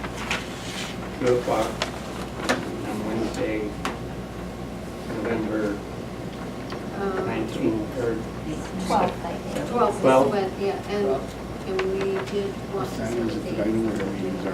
that's after that next meeting. Probably the Monday after.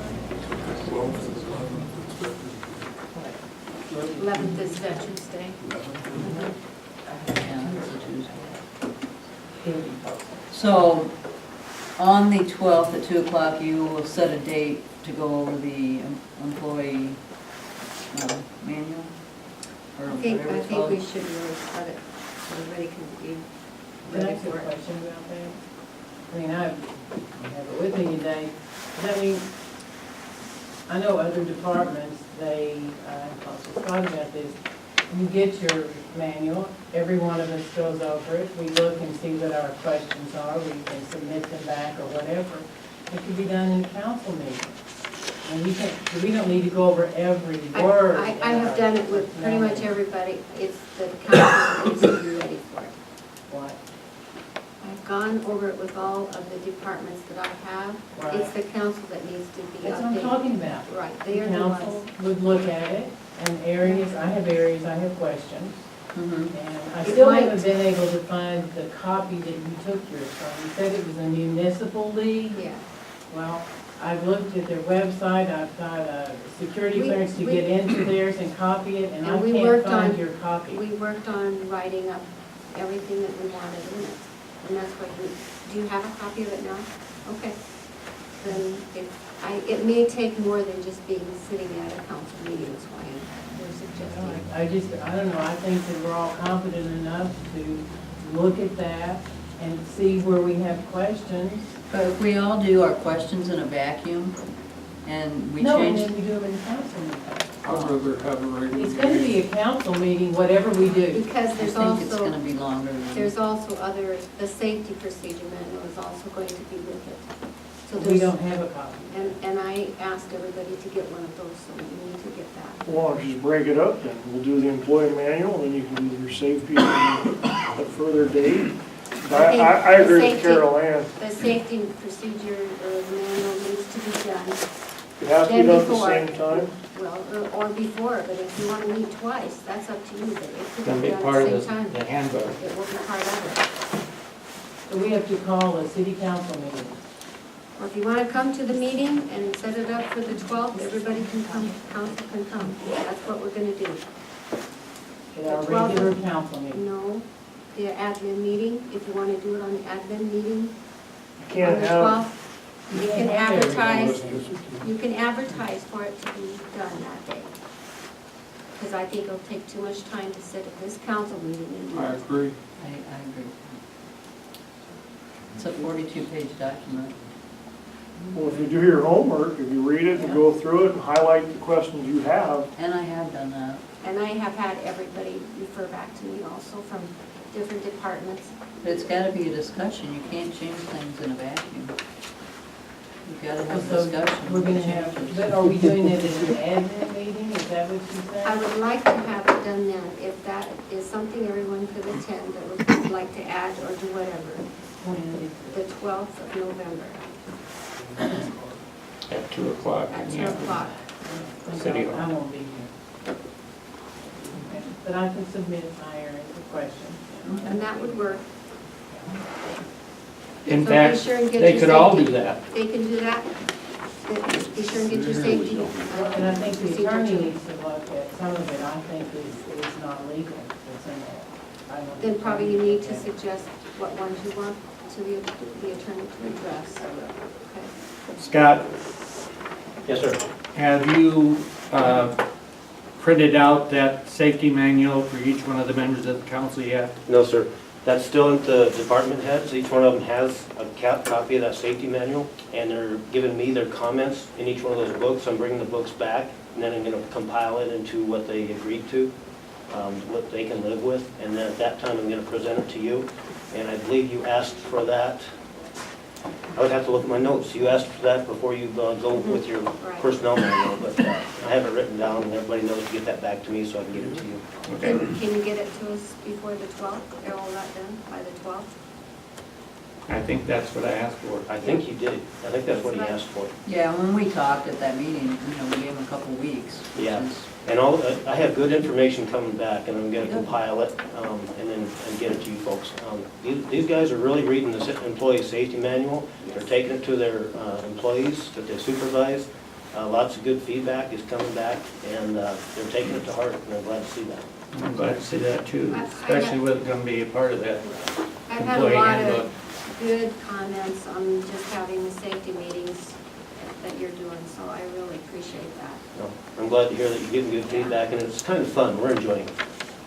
Thanks. Scott. Public Works, Dwight?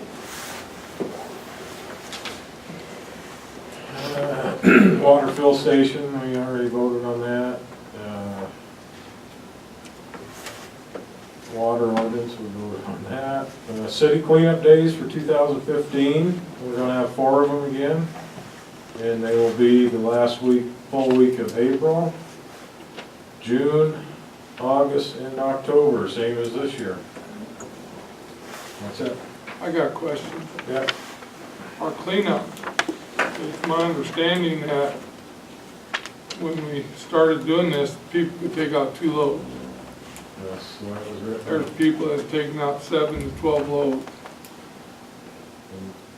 And from what I understand, it's never told that people could only take out 2 loads. Well, that's anybody's excuse, but, I mean, the some of employees them- said that. one person I know was hauling for other people, too. Well, And they need to have proof on that, I think. Then That's somebody's, how it was written up, that they should have to. somebody's Define a tearing a load. trailer apart and hauling it out. Define a load to me. Pickup box. Or a pickup. One trailer or one pickup box. That's how it was written up. Yeah. I guess I got a question. I wonder when they're gonna give us a free tire day. I was told next spring. We might have to adjust the cleanup week to Coincide with the tire deal. Yeah. If we can dump them for free. I'll find out, but I was told next spring. Who defines Meeting on that? the 10th or the 12th? What did Mary say? 10th is a holiday. 11th. 11th is a holiday. So Monday, or do you want it on I Monday? think we went for Wednesday, if I remember right. Is that- I think There's that's gonna be what. 3 meetings Mary, on Wednesday. Mary called me and I was Also busy, on but her calendar then? I think I went for Wednesday. But do you want it, I think she wrote it on Monday. Do you want it Oh, Wednesday? then it's Because I'm Monday. asking what day you want it. Let's stick with whatever she wrote. Okay. Monday? All right. I think it's Monday. I know Yeah. better than to fight the set. Yeah.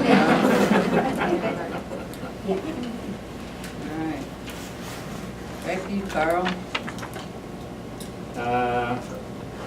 Well, we've already taken care of everything that was. Yeah, under Mary the sent out nuisance. some letters.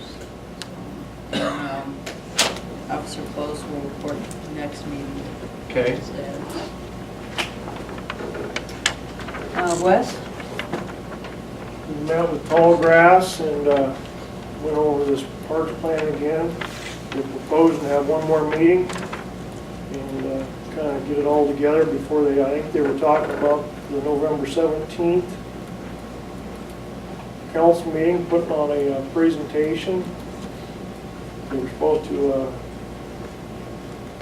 send us a letter or email on their next meeting. Have you received anything yet? So they're proposing to, I guess, get this thing wrapped up real quick and do that final presentation to the whole council, I think about the 17th. So I guess we'll see if we get a meeting pulled together between now and then.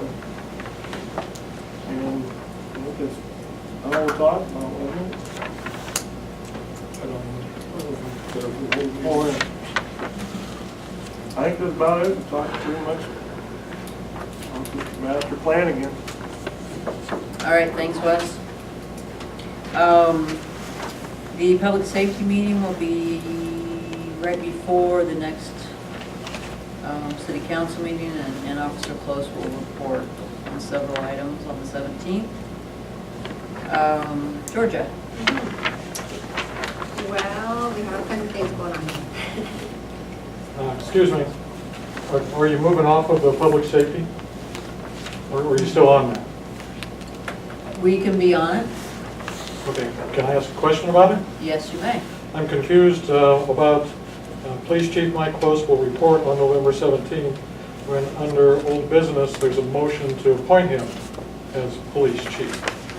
Well, he was actually appointed in the, if you look at the meeting notes from October 20th, he It was wasn't appointed. appointed Okay. because we didn't vote on it. I've got documentation right here. We're going to go into executive session on that one to discuss, but they did approve it in the notes, so. We need to vote on it. It's, follow the formality, he did not do it correctly, we're going to correct it tonight. Is that your question? Yeah, it just seems contradictory that you have a police chief starting that you haven't voted on.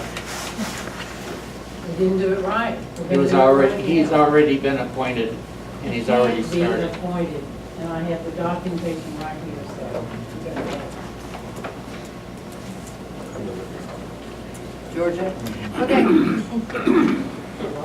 Okay, I met with Chris for the Mueller Center. The girls' locker room, the shower rooms over here, they put a door on it so they can store the gymnastic equipment so that it's removed from these areas so we got go on to work with. Don't sound like it. Okay. When you turn them on, they work better.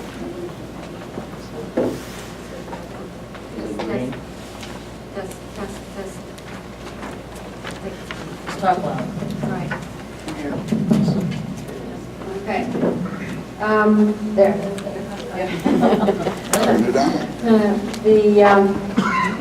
Chris is working on the negotiating some of the contracts with the school, and the theater has offered now to change a little bit more of the ticket sales to 10% is what it was, and now they're going to offer $1 per ticket for the use of our theater because they practice in there, and they have 3 performances coming up this year. Pictures that we were going to redo a little bit out here, he's put that on hold. He's working on gutters on the back where we have the issues there. He fixed, or had the mower fixed at the city shop for the spring, the weeds.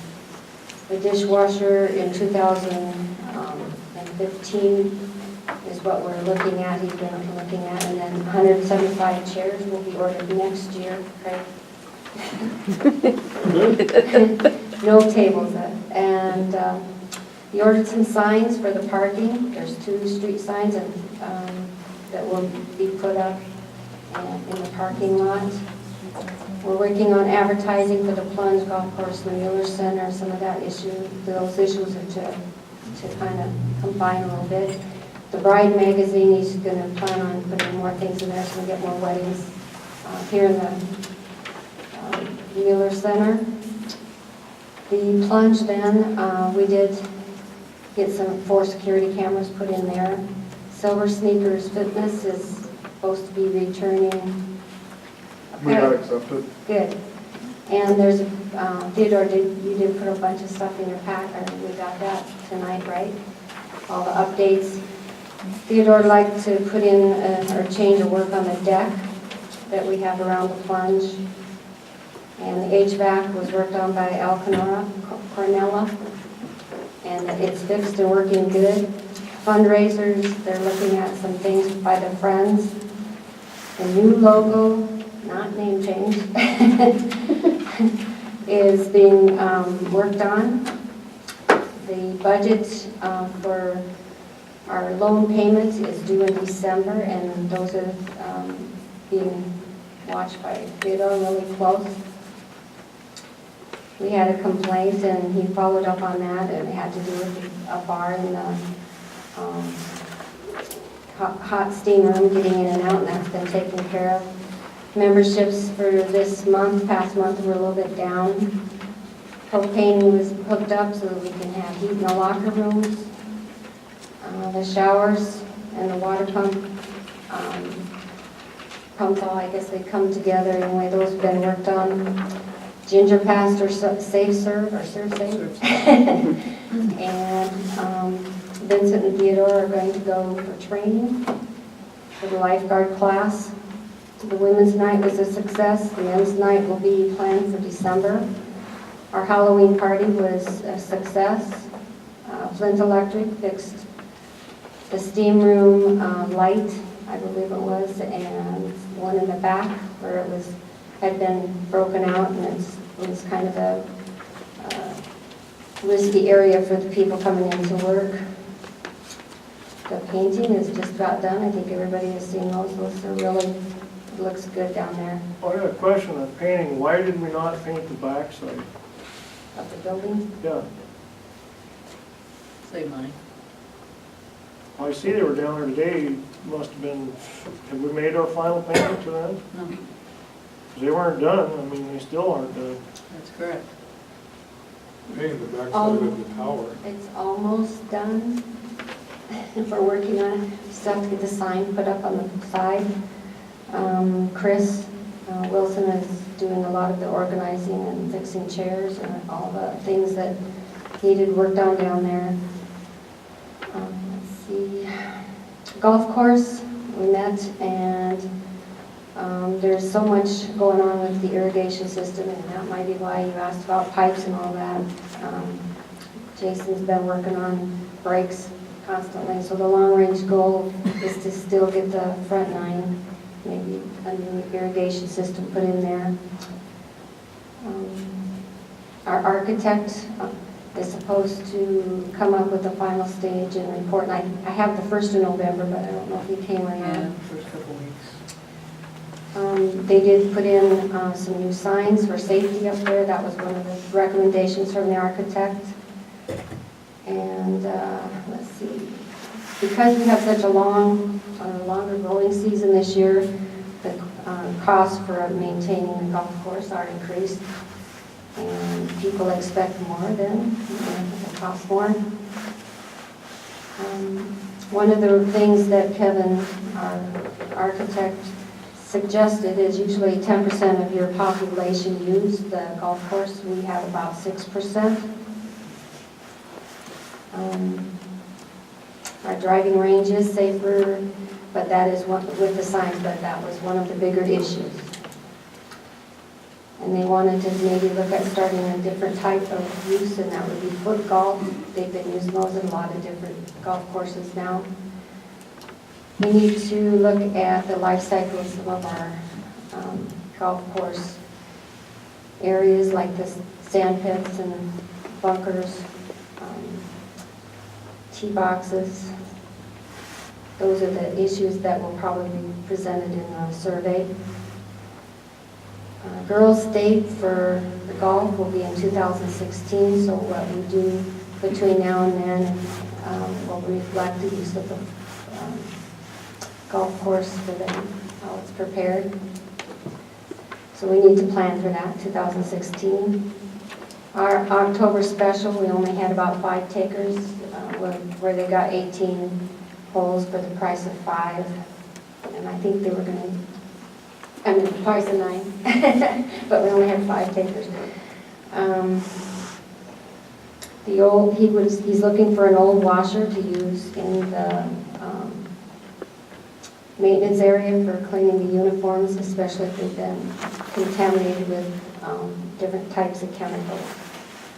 They have cameras they've installed up there, and that's helped a lot with safety and people working in the front feel a little bit better about going down below. They do have wheelchairs for people that want to park down below or use. And then I went to the library. Can I ask one thing about the golf course? Did we have like a free round of golf or a water bill or something? Yeah, if you took your water bill up, you've got 18 holes for the price of 9. Is I that thought it right? was a free round. And a free round, one free round, yeah. That wasn't advertised very I good. didn't think so either. I didn't. I don't think anybody even knew about I didn't forget about it. But it was on your It's on your water. water bill. it. Yeah, but I don't feel water bill. So, We need to bring that up here in the council meeting too, so Yeah. people know. yeah. It can be put out to people. That was I- pretty shy. I don't think that everybody realized it happened either, so I mean, so maybe we'll try it again. Maybe tell people about it. Yeah, the library, Jan received an award at here, but that will be presented on the 22nd of January, I believe, state accreditation. And Dawn gave a presentation on the team program, and we'd like to have her do that here at the council meeting. She could. That was really well received. The state library report, Cindy is going to present that to the city at a later date. So, our procedure manual, she's working on that at the library, and I have asked everybody to keep working on those. It's something that needs to be done in each one of these departments. And like I said earlier, safety committee meeting was received really very well, and Cindy's the secretary for the committee, so she's been doing that for Scott.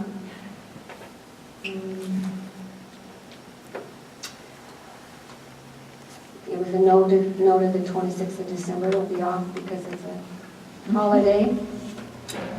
Carnival was October 31st, and we usually raise about $2,000. I don't know how that went. Probably not that much. Not that much. And the triathlon usually is about $6,000. I think that was a little less this year.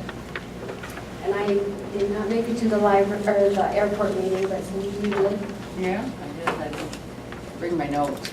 I think I have a copy of it there. I talked about the hay. You know, we're definitely, the ag issues were probably more of a discussion, getting their website up to date. And then just questions about the Pete Lane and Son contract, which, you know, is not done by any means. How much have they made this year? I don't know about a dollar number, but you talking about bales of hay? Yeah. I know we're gonna lease the property out with Kyle. Yeah. Did they get a contract for that? Not yet. There were about 228 bales in 2014. How much is sold? Don't know. Ed can probably tell you. We received a check from Lamont, I think. Yep, Yes. Tim Lamont. 2,700 something. I don't have the exact figure here with me. I'll tell you that tomorrow if you want the exact amount. It was 2,700 something. And then we go out for bid again for that in April or May, for the hay. And we can look at contract for, is that right? Well, we're gonna see what they want, what kind of, if I have to go to the safety training, I gotta reschedule that, so. I'm not sure where that's at right now.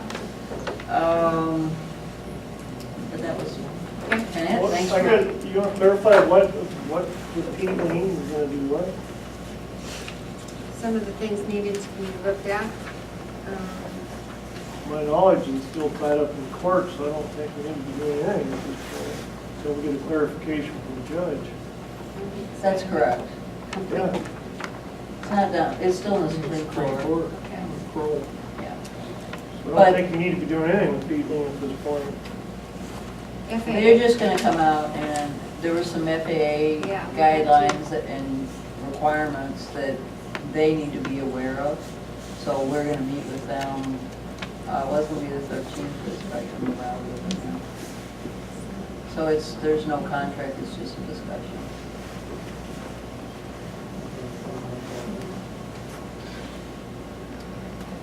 Isn't there already a contract with Pete Lane? No. No? I think there is. There was one proposed, but the FAA reviewed it. The FAA reviewed it and does not accept it as it's written. So if they don't approve it, it's not a contract. Let's Good. Let's put it out for bid again. What did you guys Judge made can or decide. when we go to the next step, you'll know about it. Misty, did you wanna kind of report? Well, today was my very first day working in City Hall, so I certainly don't have a lot to report on, but I'm talking to Debbie, who is a wealth of knowledge, and our mayor, and then Kate Thorstensen. I know there's a lot of work to do, but I'm anxious to get started, and I think that by the end of 2014 and starting 2015, we can definitely get things on track. So I have great expectations for 2015. I think that although it seems like we're several years behind, it won't take very long to get things caught back up. We've got the right people ready to help us, and we've got good programs and a lot of experience in that office. So I definitely think that by 2015 we should be right back on track. Good. Thank you. Good to have you on board. Thank you. welcome aboard. And I think Debbie found an answer to something. Do you want to take this Oh, opportunity? that northwest pipe fittings that you were asking about. On the invoice, it says front 9 bath, so I think it was their bathroom on the front 9. It was a bunch of PVC brass couplings, just a bunch of water parts and stuff it looks like that you needed. Okay. That's what it was. Thanks, Debbie. Thank you, Jess. Yeah. I just wanted you all to be aware, I'm moving into mayor report, that Don DeVries has offered to be on a Delta committee to help work on the Boulder Falls Road agreement. That has kind of shifted in a bad direction, so Don, being experienced in that lawsuit, he's going to just step in as a citizen and try to help move that forward. Little good news, we went through a water treatment plant inspection in September, and we actually had no violations, so we have a very good running plant there. So that's some good news. Some other good news is the Soaring Club that's got their new hangar out at the airport sent us a very nice letter thanking Ed and thanking the city for supporting that. They're very, very happy and excited and out there almost every weekend, and just wanted to let you know that we got a very nice letter from them. Also wanted to let you know that there will be a survey going out, like I told Tom, about 2 pilots and 2 businesses that may use our airport. The State Home is a heavy user of our airport, and they'll also be completing the study, the survey. So just wanted you all to be aware of that. I wanted to thank Theodore for organizing events at the Plunge. I went about 10 o'clock on the Halloween night party, and it was a hopping place. I mean, there was a lot of people there having a lot of fun, and I just wanted to let you know I appreciate you doing those, and I believe it was a very successful night, and a good time was had by all. So keep up the good work there. I also wanted to let you know that I do have a draft. I just got it today of the clubhouse lease and the state, I don't know if I want to call it an ordinance, statutory requirements for leasing out our clubhouse. So we're definitely going to be following those laws. So I am aware of that, and I will get you all a copy of the draft. But I just got it today, so I want to make sure you're aware of that. Has Carol looked at it? Carol wrote it. Yeah. So that's all I had. Motion to go into executive session. Second. All in favor? 10-minute break. And a 10-minute break. You're taking action. City administrator, we're taking no action on that one. Motion to appoint police chief, put it in there, as chief. Officer Mike Close. I'll make that motion. Second. All in favor? Aye. Opposed? Abstain. Motion carried. Motion to appoint finance officer Misty Summers Walton. So moved. Second. All in favor? Aye. Opposed?